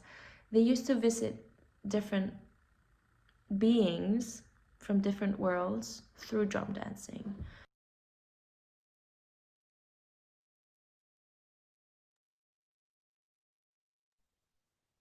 Can you imagine the way you sing and the way you were taught to sing growing up, like our lullabies, for instance, to make something more relatable, being banned because whoever is taking over our community doesn't like it?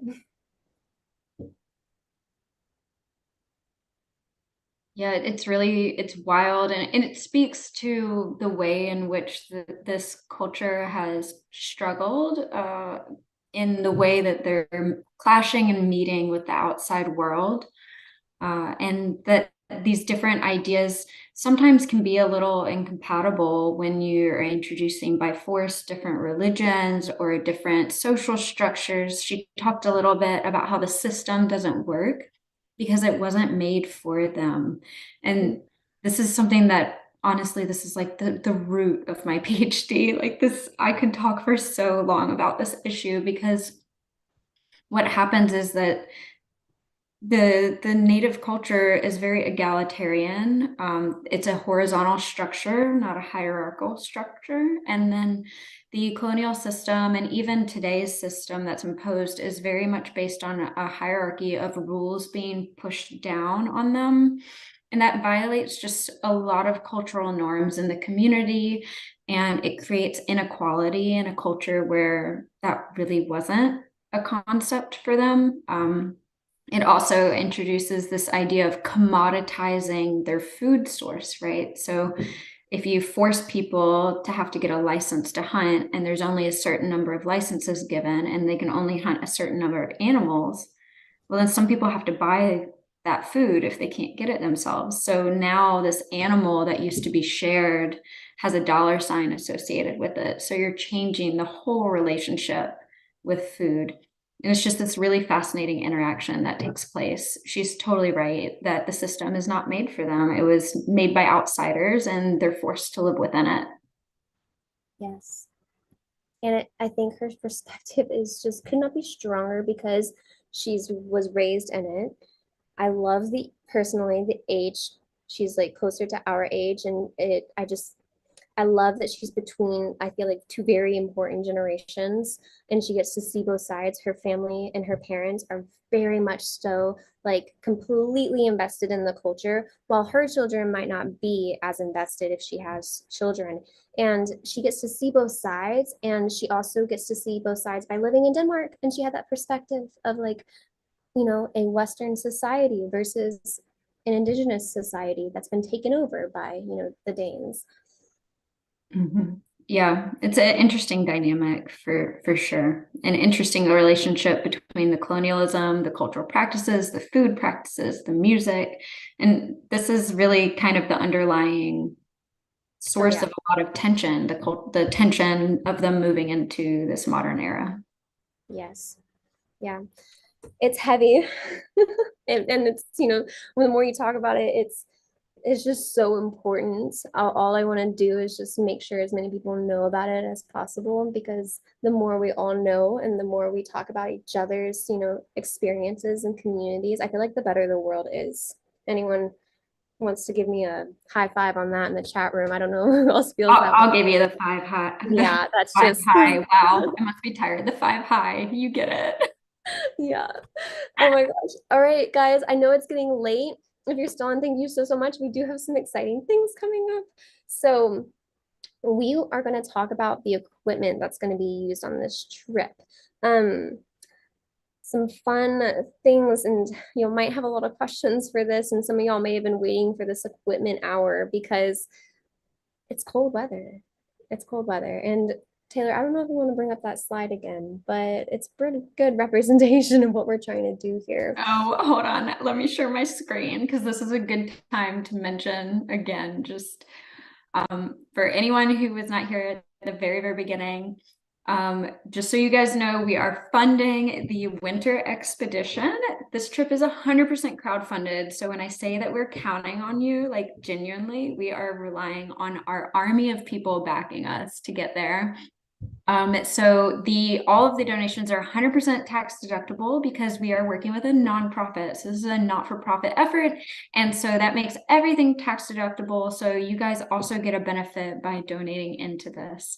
So your contributions, they're going to have a direct impact on the community, because we take every dollar you're giving us and it is directly funding an impact campaign and this film that is showcasing an Indigenous voice. And those dollars are being spent in that community, which is just major.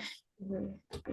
So just by the numbers, you can see that like the equipment, and Ashley's about to talk more about that, is a huge part of our budget. the equipment to keep her alive, the batteries and storage that we need. These are all very, very essential things that we have to get funded. So please continue to help us get there. And that's the graphic. I just want to chime in real quick. It sounds so dramatic, like keeping Ashley alive. And I'm like sitting right here. I'm like, I'm not going to do anything that's going to put me in danger to die. So I do want to say that. It's just that we're trying to make it clear that I also cannot go unless I have the proper equipment to keep me safe and to get all the film equipment there. So it's like I need to be covered in warm materials. I still have my one boot on, by the way, if y'all are wondering. Just one. Yeah, the other one was hurting. I do need to size up on my winter boots if y'all didn't see from earlier. We're testing them right now on the live. And so there's me getting there warm, and then there's carrying the equipment. And fun fact, Greenland owns their own airline system. So you cannot take United Airlines or JetBlue into Greenland. You have to travel through Iceland, and then it gets connected to Greenland Air. A really fun airline, huh, Taylor? Such positive experiences. I know some people in the chat have traveled to Greenland with Taylor on photo tours, and I think if you want to chime in, it's not fun dealing with Greenland Air, especially when the weather is bad. But they do help when you're delayed by putting you in a hotel if they can, or at least in a hotel lobby to sleep in. But what I'm trying to say is that it just takes a lot of effort to get to where I'm going and tell this story, and it's costly, and they really rack up how much it costs for every ounce of weight that goes on this journey. Right. You have to pay a fee by the kilo. I think it's like 30 something dollars per kilo. So imagine how much batteries weigh and the food. Because Ashley, we didn't even mention that Ashley has to bring 100% of her food because food is so scarce during the winter time, and the family is not going to be able to provide for themselves, their children, and Ashley on top of it. So she has to bring everything. So I mean, yeah, maybe it's not so dramatic that Ashley's going to die, but it is pretty serious to make sure that we're getting funded so that she's safe. No, I mean, it's, but yeah, I'm not making fun of you. Everyone says that. They're like, Ashley, are you going to come back from Greenland? I'm like, yes, yeah, bro, I'm going to come back from Greenland. We just got to do it right, you know? And so, yeah, we haven't even brought up, but I feel like we bring up on social media a lot. We were raising money for food, but actually we didn't end up having to use any money for food thanks to the wonderful food donations we received. So that means any money that was donated towards food is now being used to get the food to Greenland because we have to pay those airfare costs. So I just want to highlight like Peak Refuel. They're an awesome brand that also focuses on sustainably hunting. And I've got breakfast skillet, which looks bomb for morning time. Like I'm not upset. I am upset I'm not gonna be able to like eat the traditional food, but like Taylor said, I'm not gonna take away from the traditional food in the families, you know? And then I have on the side sweet pork and rice. I have like a bunch of different options, and Peak Refuel donated 80 meals. I don't have Eterna Fresh with me right now, but they're a local farm-owned company from, I believe, Wyoming, and everything they do is organic, and they're donating like 100 different meal variations. Thank you to our sponsors. That's huge. Yeah. And yeah, so that's where y'all's money is going. Equipment though, no money is going towards equipment. Why, Taylor? Canon. So shout out to Canon. They're supplying me with all the equipment I need for the entire trip because it's a Canon sponsored film.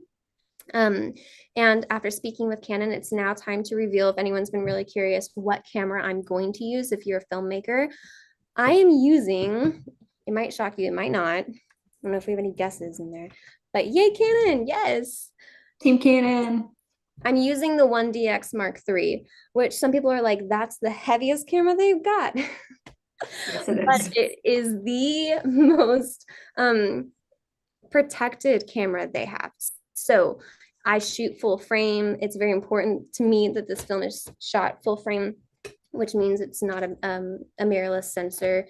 So that means that the camera needs to be really, really hefty and heavy duty and stand up to the weather conditions. And so speaking with Canon and going through all of our options, I really wanted to shoot with the C300, which is their film camera, their filmmakers full frame camera.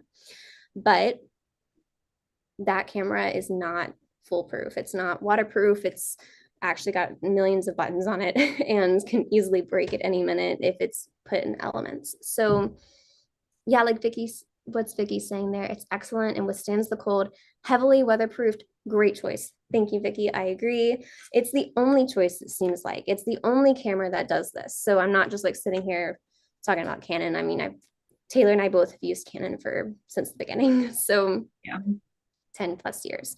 So that's the camera that's got to go. I'm going to have 3 cameras in case one fails. And then I have an A camera and a B camera. Oh, Vicky says she has 64 gigabyte CFast cards. Oh my gosh. All right. I didn't realize that was a direct message. I'm sorry, Vicky. Thank you so much. We can talk. But batteries is the other massive obstacle.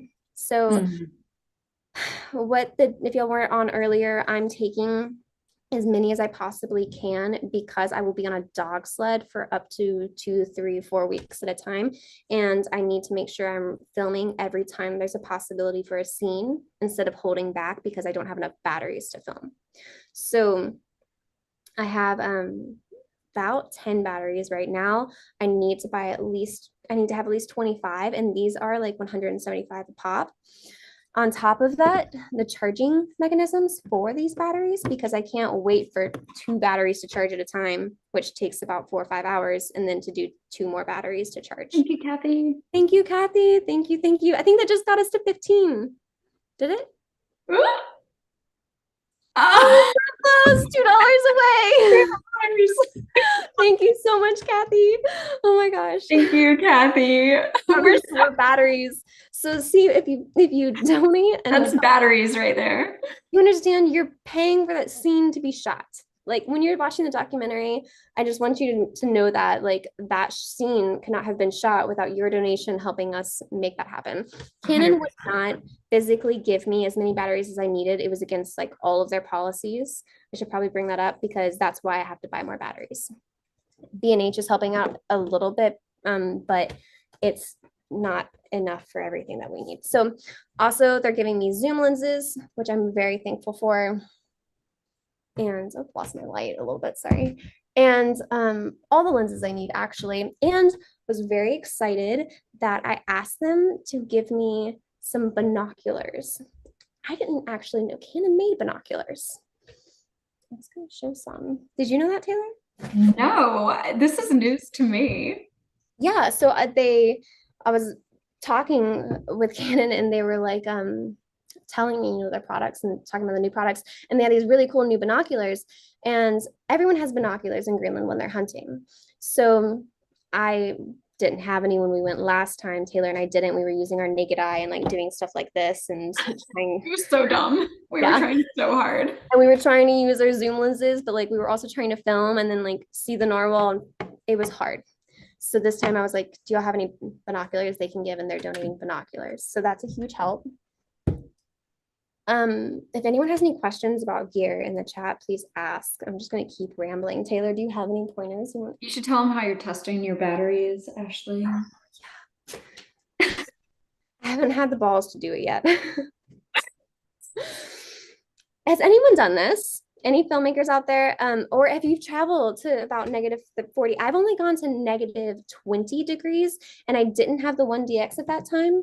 So I don't know how it's actually going to handle a -40 for extended periods of time.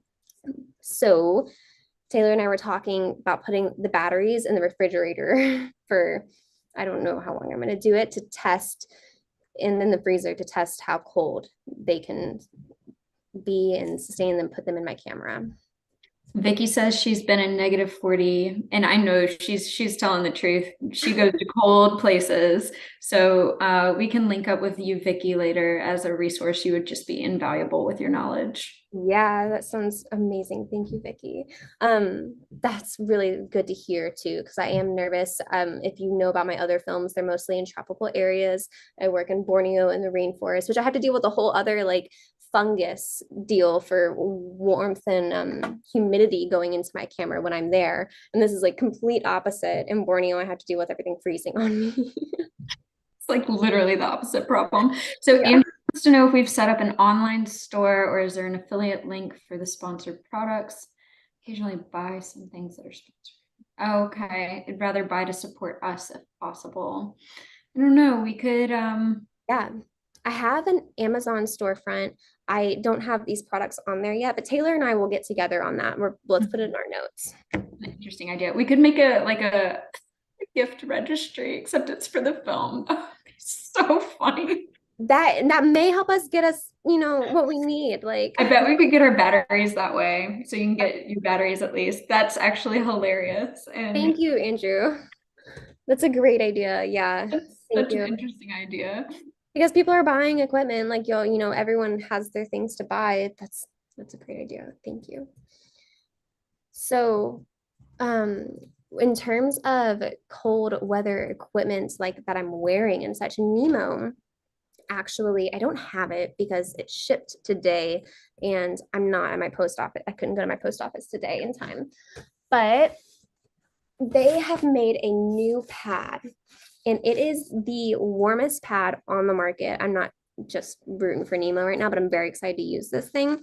And if you go look, it's an extreme conditions pad and it's supposed to keep you very, very, very warm. And then they also pulled a sleeping bag out of their dungeon of a warehouse that they made like 4 years ago that was for extreme cold conditions that they actually don't make anymore. And they're letting me use that. So thank you, Nemo.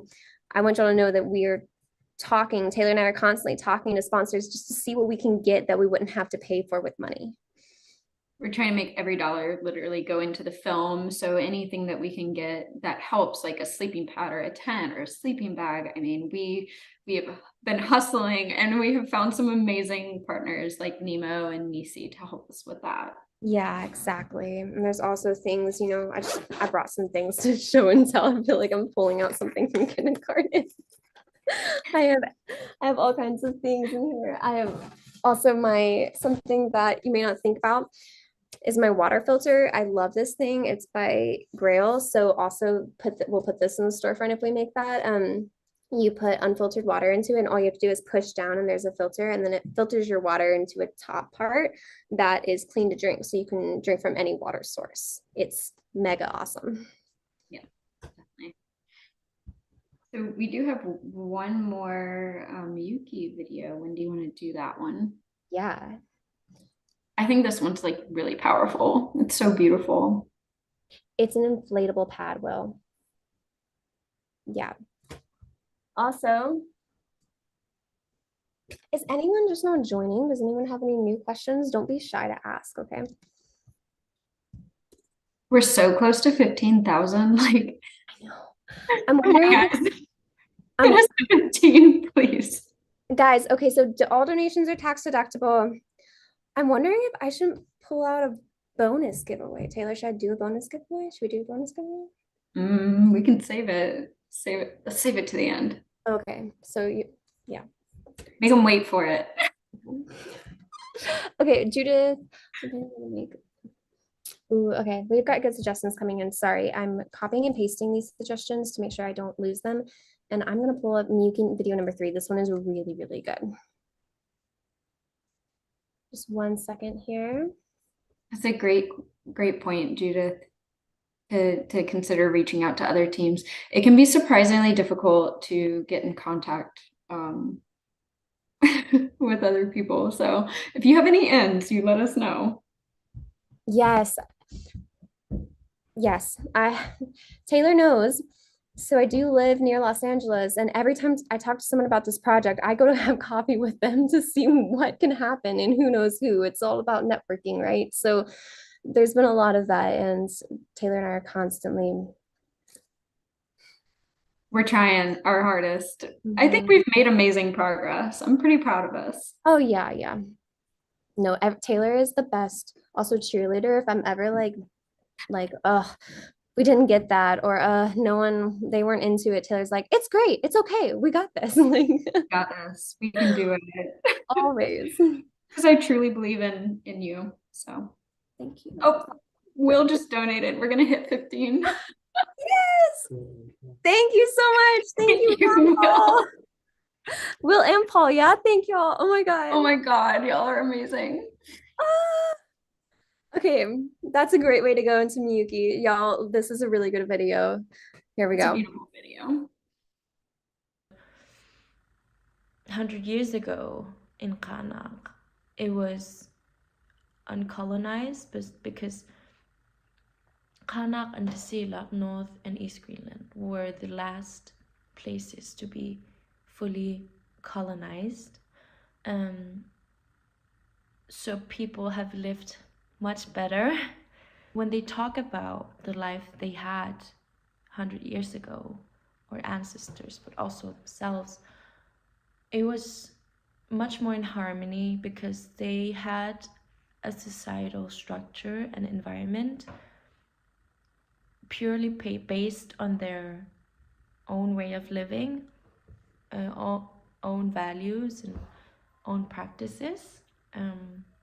Where people who lived in settlements or smaller villages, they've been forcefully moved. So not only their home was taken away, but their identity was also taken away, their mental health and their connection to that specific place was taken away. And then they were promised to get compensation. It's said on the contracts that they would receive a free boat, a free house, and transportation things like a new dog sled and stuff. But they didn't receive that. It was just a forceful moving relocation. That's one example. That's the difference between then and now. Now, almost every aspect of Inuit are traumatized. Yeah, it's very depressing, but it's very real. Young people have a very unique positioning in contemporary societies, because, especially in indigenous societies, because we have the other foot on indigenous worldview and the other foot on the Western, where we, after like the academy and Western education and stuff. So we have both perspectives firsthand, and we are kind of the bridge builders between those two worlds. But in indigenous ontology, we don't have a hierarchical system. We don't have the word expert. We don't have the word scientist or expert, because everyone has unique knowledge and unique perspectives on life. So creating steps for who's better than who at what is very unrealistic for us, because you can be better at this than me, but then I'm better at this than you, and it's so complex that you can't really compare. So we don't have the system of hierarchies. But of course, elder people have a special position because they have this deep knowledge that they gain through a lifetime. I want to empower indigeneity and indigenous knowledge, and I want to heal our communities. I want to create equal footing between different cities in Greenland, because Nuuk and Ilulissat, the bigger cities, are clearly highly prioritized than smaller settlements, which is very unfair. So I really want to create equality and justice. for my people. And I want to create awareness of how important indigeneity and how important our holistic knowledge is, because the Western hegemony, like dominant discourse, overtakes diversities, overtakes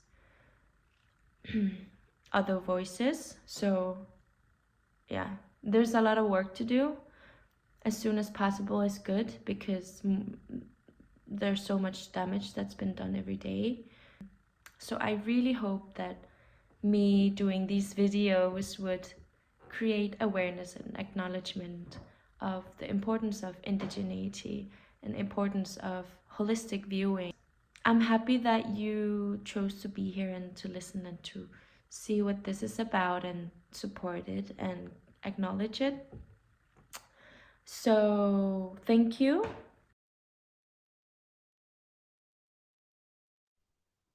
Oh my God, I don't know if I'm tired or overwhelmed from all the emotions, but I just want to cry, dude. It's so beautiful. She's I so beautiful. We're so lucky to have her. My God, that's just so sweet. I subconsciously did not totally forgot that she said that this youth, that where she's at is a great point between, both generations, which is what I was bringing up early. Y'all just heard from Miyuki, who is our translator and helps us figure out all the details and connecting with the community when we can't communicate with someone because of the language barrier in Northern Greenland. So that's who we just talked with. Guys, we're at $15,200. Thank you, thank you, thank you, thank you. It's amazing. It's been a long evening. We really appreciate you guys being here, like genuinely with all of our heart. It means so much. And like so many of y'all have stayed on. It's everything. So we have 30 more minutes in this. This is our final push. I'm gonna put the donate link in there one more time. So please, if you haven't yet, consider donating. Everything goes directly into this film. I mean, like, this is a not-for-profit project. Everything is going directly into this. And in addition to that, any donations of $500 are being matched. So your money will go so far. Yes. Yeah, and if you want to buy a shirt, I have tracing thought shirts in my store, which is linked in the group right now in the chat. And anything purchased from my store, everything is sustainable. All donations will go towards obviously what we're raising money for right now, the Human film. So the back is like the map of the world, and it has tracing thought on it and all the different thoughts of like tracing your thoughts, and asking these deeper questions. And then it says a deeper understanding on the bottom. And it's just it's a really cute shirt. You can't forget our Antarctica. When I was, designing this shirt, originally the person was like, "Oh wait, there's no Antarctica," and I was like, "People often forget that on those world maps. If you look I at would never. yeah, you would, yeah, as a cold weather person, you would never do that, but others, dangerous territory to forget that. Yeah. Oh, this is embroidered on the front here. It's So a ethically produced shirt, by the way. That's important. yeah, and tote bags. The tote bags, you can wash them 1,000 times and they're still amazing. Carry your groceries in them, anything you need to do. So thank you guys. If you're leaving, and we have some people saying goodnight that have been on for hours, just thank you so much for coming. We can't. Y'all are the hardcore. Yeah, this is amazing. So thank you so much, Judith. Thank you guys. Thank you, thank you. These are the last chances if y'all have questions about what it's like or what the planning is, or anything about the summer trip, about the winter trip, Yeah, what the heck we're doing. yeah. Sometimes we wonder too. I'm gonna see. I also have one more behind the scenes video. I can share kind of like a challenge. So we did have to start rationing when we were out, Taylor and I, when we were out in the summer trip, hunting for narwhal. We were on a cliff and we were sitting for days and the mosquitoes were awful and we actually ran out of water. And so I described this in a behind the scenes clip. Do you want to see that one? I do. Let's see. We need to pump it up in here. I know it's getting late. We've got a couple more minutes. Let's do some behind the scenes. I know I'm talking to the camera and it's like really close to my face, and that's a personal thing. It's just a little weird, you know. Ignore that. While But Ashley's pulling that up, everyone who donates, just in case you missed that earlier, you are going to get early access to be able to view the film once it's complete. So that's one of the perks of donating. Let's see what Ashley has.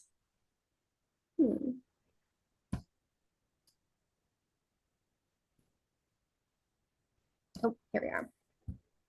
So, Nemo better not be watching because they would be really ashamed of how we set up this tent. It's not our fault. There was only rocks. We know how to set up a tent better than this, guys. Don't judge. Like, we used the only thing we had, which was rocks. And we laughed our way through it. Okay, here we go. You gotta do what you gotta do sometimes. Oh, pure rock terrain. So we're using rocks to the best of our advantage. We have a really nice fog coming in.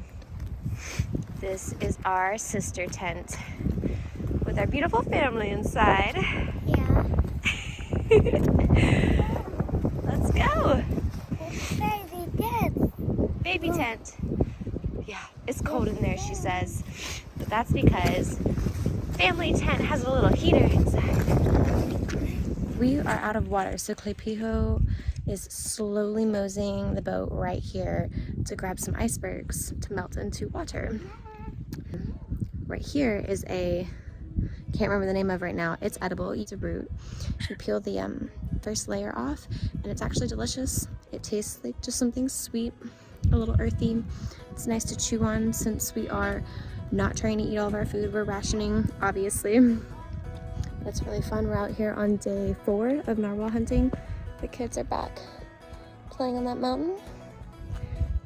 Taylor's in the tent. This iceberg is amazing and I want to drone it so badly. But I don't have enough drone batteries, and if we catch a narwhal, I have to have all the drone batteries. So really wish I could fly the drone through that hole right there. But I am.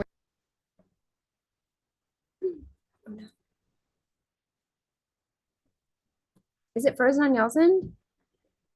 I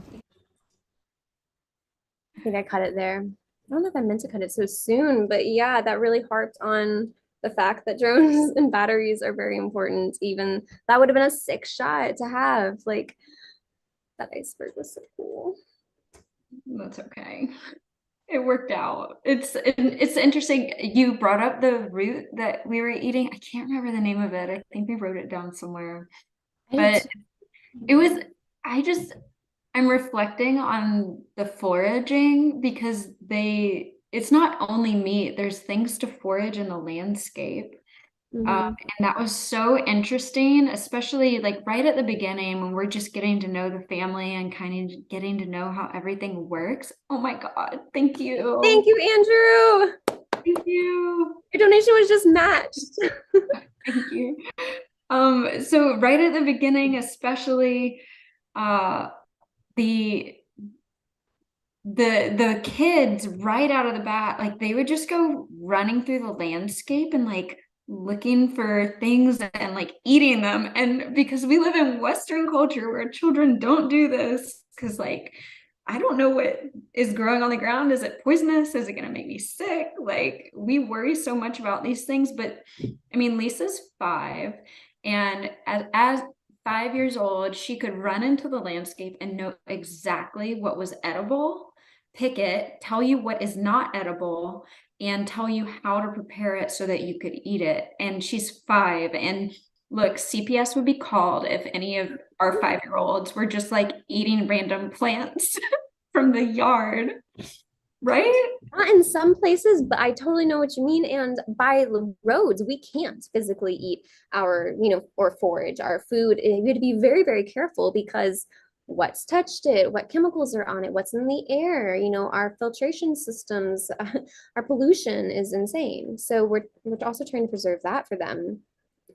You're right. We went and picked some berries that were delicious. I wish I could save that behind the scenes video, but some of the behind the scenes was definitely just kept for our Kickstarter donors. I didn't want to show everything because they earned that by what they donated, and we really, really appreciate all donations. So, but we were foraging a lot there at the end. My mouth was like purple from berries, which were delicious. The crowberries were really good. Like Yeah, genuinely, they're super good. There was like another little plant that was so sour. Oh, I wish we had like it when you when you ate it, it was like a warhead like exploded in your mouth, right?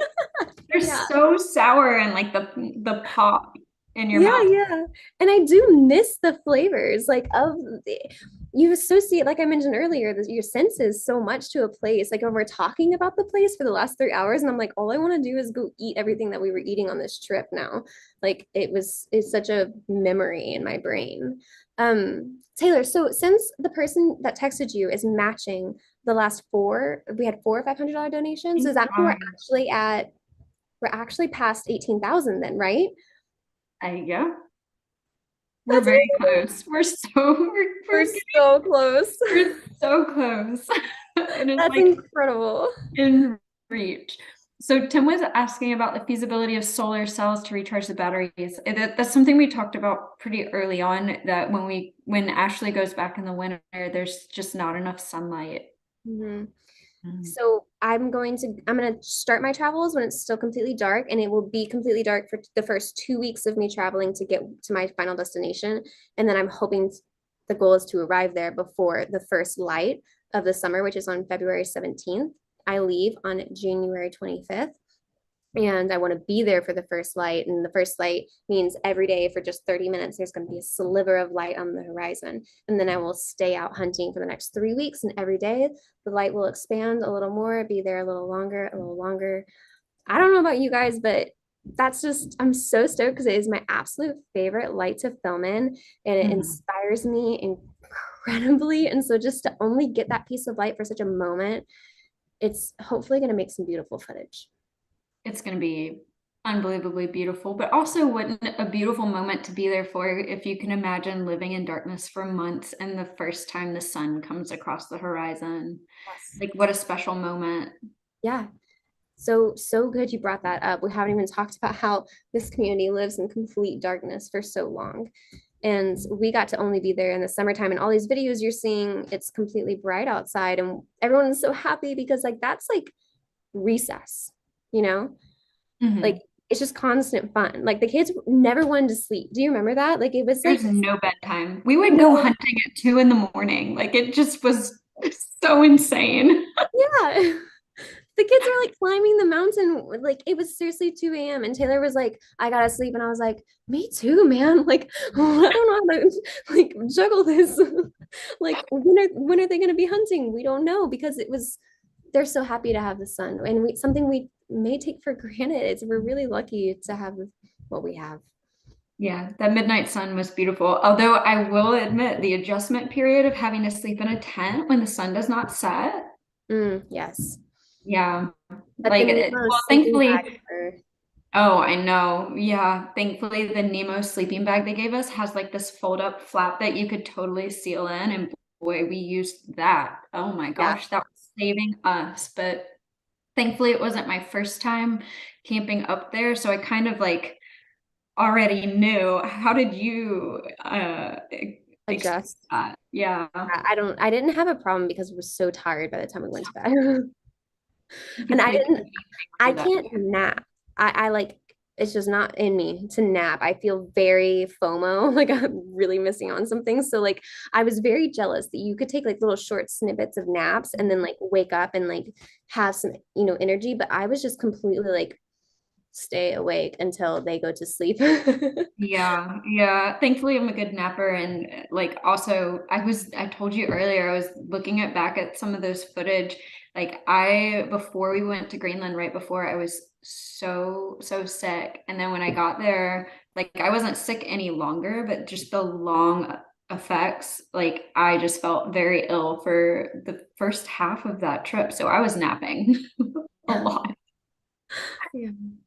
It's just one of those things when you're traveling, like these things happen and it can be brutal to adjust. Yeah, it's definitely. Thank you, Joseph. Thank you, guys.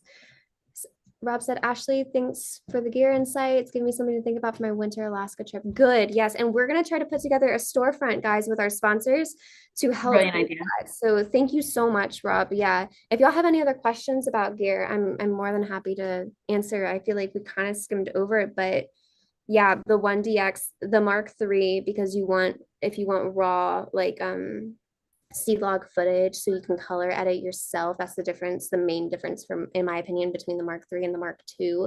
I would splurge and get the Mark III at this point. There's way better upgrades on it. Yeah. If you're a big like explorer photographer and you like to do film, because this is the camera that does both so well. Yeah. Oh, Taylor, we had more Munch filter patches.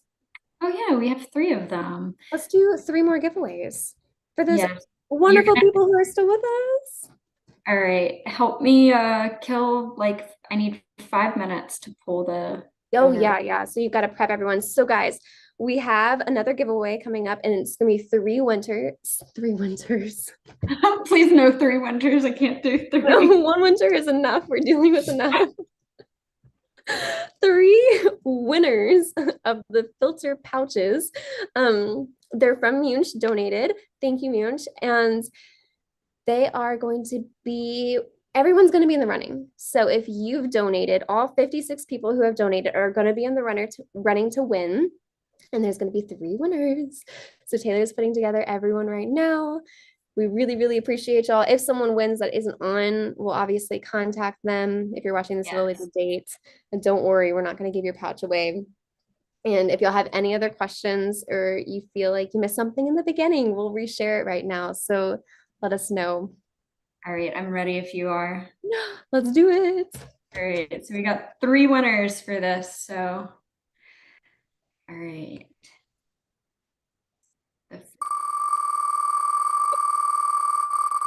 I love the sound effects. I know, me too. What?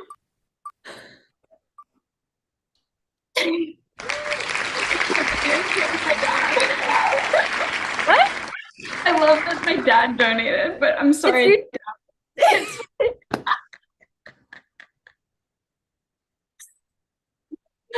Oh, parents rock. We've both had maybe it's the energy we're giving and our parents keep winning because I literally love that my family is backing this, but same. Thank you guys so much. But we're gonna let other people win.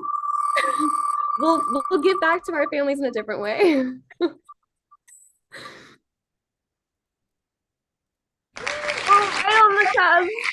Good job, William. Awesome. Okay. It was so close to being the next person. That was if Henry was watching. I'm sorry, Henry.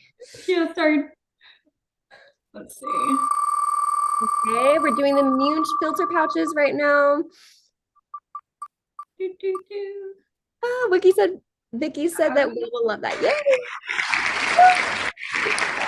Weber, R.H. Weber. At Matt. Sorry, I'm writing it down. So Congratulations! All right, one more. One more winner.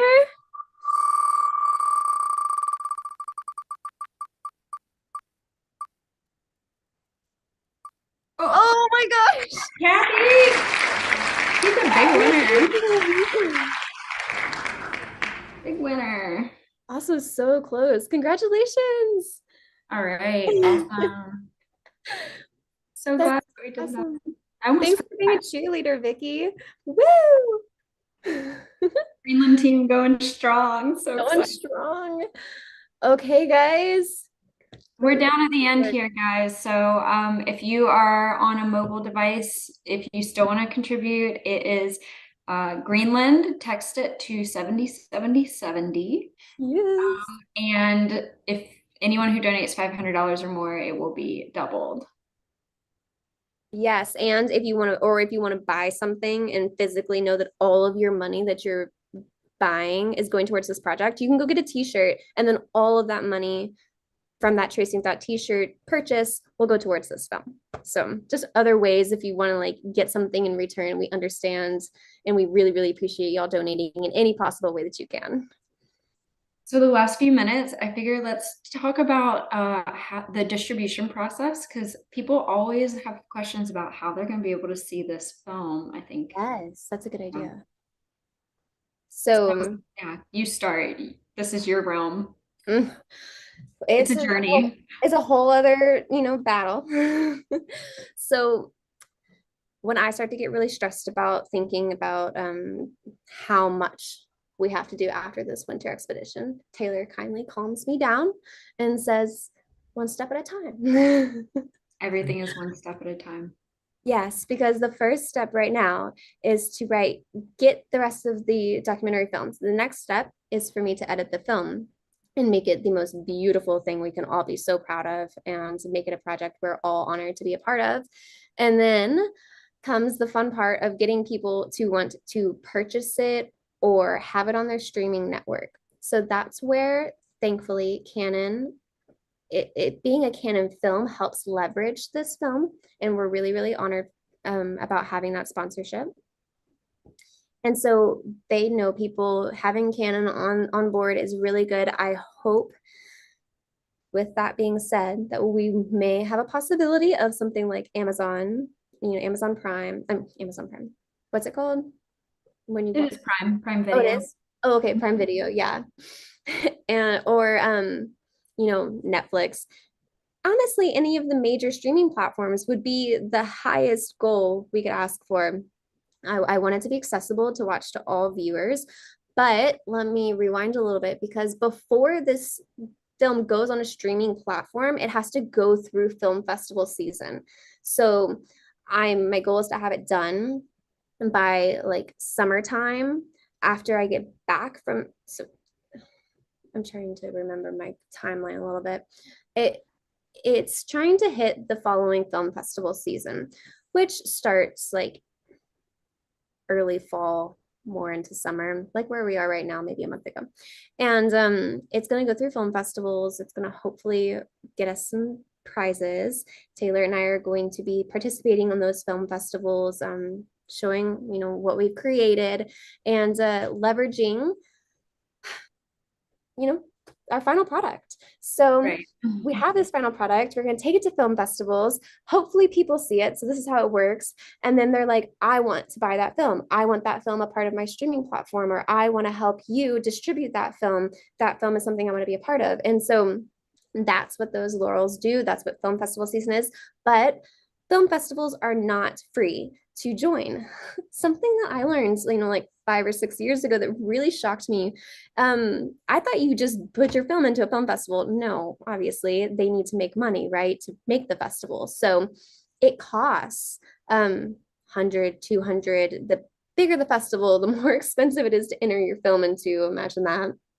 And that is also where at that time some of the money will go. But Taylor and I are going to deal with that when it comes. Right now, it's just getting the film made. Yeah, exactly. Well, and I think the awesome thing is that everyone who's contributed to this project, you will get early access. So when it's done, you don't have to wait for the film festival screening. You don't have to wait to get it on a distribution platform. Yeah. We know everyone who's donated every penny to this project, and we keep track of that. You will all be invited to a screening so that you can see what you helped make. So you get it like probably a year or even more before anyone else is going to get to see it. Another thing that people don't understand very well is that we can't just pitch this project to Netflix. Like, that is not how this works. You cannot approach any of these streaming services and just be like, look what was made. You have to literally they have to discover you at a festival, or you have to hire an agent. It's like this crazy process. Mm-hmm. So donating means you get to see it first before we have to deal with that entire gauntlet. That could take a while.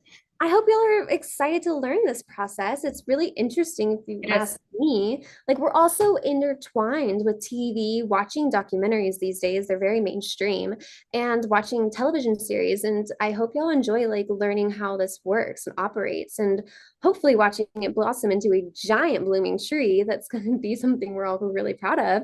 And we're going to take you all along for every step of the ride. So also make sure on tracingthought.com you sign up for the newsletter at the bottom. Yes. A newsletter goes out once a month. If I miss a month, don't worry, we're still working really hard behind the scenes. It's just because we're busy, and it will go out the next month, and you'll get an update of what's going on with the film so you can stay up to date, know where we're at in the process, know how editing is going, because that's going to be a beast, and it's going to be fun. Yeah. All right, guys. Last minute questions. Oh my gosh.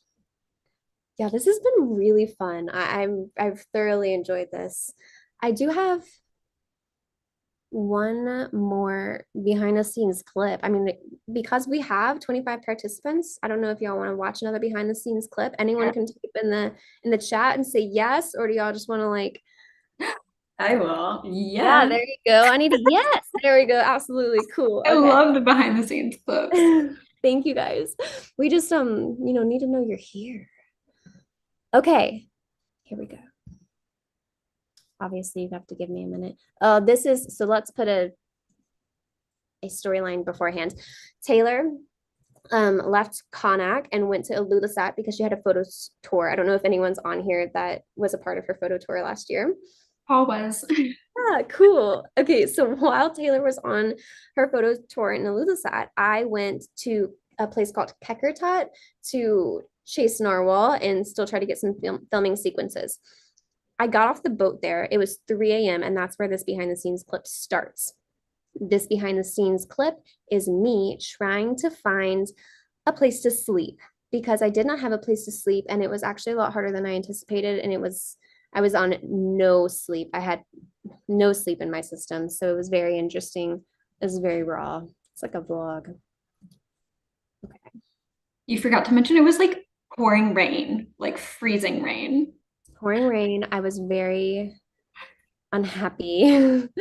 So, just, yeah. Here we go. Good morning. I'm frozen. I just arrived at Keckertot. And as you can imagine, since it's 4:30 in the morning, I didn't really get to find a place to stay, and turns out there's nowhere to pitch a tent. So I'll tell you what happened tomorrow, because right now I need to stay really quiet. I already got scooted away from the house, and I'm feeling very not in the right place at the right time, which is a shitty feeling. No one wants to go out right now, so it's 11 o'clock at night. I might stay here till 3 or 4. I don't know. Depends on how the weather is. If it starts raining, obviously I'm gonna go home. When you thought you bought pineapple, you're on the boat and it turns out to be asparagus. Guess I'm eating asparagus. Yeah. So Think about that asparagus. that is a couple of different clips there. The disappointment. Yeah, Vicky, thank you. Asparagus does not equal pineapple. I was so bummed. It did look like pineapple. The containers, I had remembered that the cans looked both yellow, and then the pineapple were triangles. Yeah, it was not awesome. I ate the asparagus happily because I had food, but man, that last 10 days, I remember it was 10 days was very rough. So those are 3 just different clips of me in different parts of those 10 days. I did find a place to stay, which actually made me end up with one of my true good friends in Connacht, who, if you were here earlier, I mentioned that I want to bring her daughters some cosmetics because that's their favorite things in the world. They just want to have some cosmetics that they see on YouTube. So I'm hoping to bring that for them.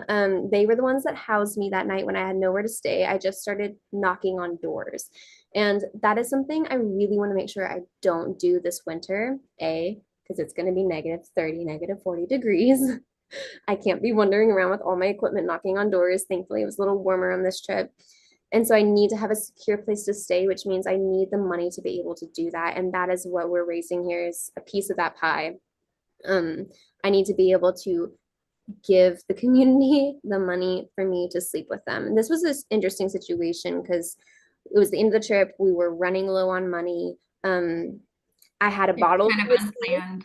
Yeah, it was very unplanned. I needed those last minute shots. I didn't have a choice. I was like, I'm gonna go and figure it out. I wouldn't recommend that. Honestly, I wouldn't do it. Not in Greenland. No, and we had a bottle of whiskey that Taylor brought because she knew that the communities liked whiskey from America, and she gave it to me to use. So I gave it to my host family, and I was very, very thankful, and I gave them whatever money I could. But that's something that, like, it's one of those difficult things because of the relationship with alcohol there, but we brought it as like an emergency bartering chip because like whiskey is so incredibly difficult to find there. And we could spend like, $40 on some whiskey and it would go a really long way. We carried that whiskey around, I mean, for weeks because that's the chip you don't want to play. yeah. But if you have to play it, it works. Yeah, exactly. And thankfully, might be a little confusing, but the family that I ended up staying with, her brother, so it was a female, and she has some really fun daughters that I love this family. And her brother, whose name I cannot remember right now, I do apologize, actually took a National Geographic photographer out hunting many, many years ago. And that photograph of him hunting made it to the cover of a National Geographic. And so he has a poster in this house of him standing with all of his hunting gear, and it's National Geographic. And so he was very familiar with the American culture, and obviously being on the cover of National Geographic, he was quite famous in the area. And he came home, and I ended up realizing it was his house that I was sleeping on the floor of. He wasn't there when I originally got there. And he was like, what is this girl doing? And his sister was trying to say, like, she's really nice. Like, we like her. It's okay. She's going to give us money. Like, she's paying for it. And then that's when I pulled out the bottle of whiskey. And I was like, I also have a bottle of whiskey if you would love it. Like, here you go. And then please let me sleep on your floor. He was very happy. And I apologized profusely for not being able to offer more. That was not the ideal situation. And I did leave a couple of days later and made sure I had a ride back. But that bottle of whiskey went to a good man and someone who understood the culture, and I hope wasn't gonna, use him like crazy or anything. Oh, well, it has been a very fun evening. I don't know about you, Ashley. I've had enough coffee. I don't think I could sleep. I know. I drank coffee through this whole thing, and it was an evening event. I'm like doomed. So much coffee. Oh my gosh. You guys have been amazing. I'm so grateful for every single person who contributed and everyone who's been here just to support us with your presence. That has been incredible. And yeah, I'm leaving this event feeling very supported by a community. So thank you. It's kind of like, I just wish we were together. So we never even said that. I'm in California right now, and Taylor's in Florida. Yeah.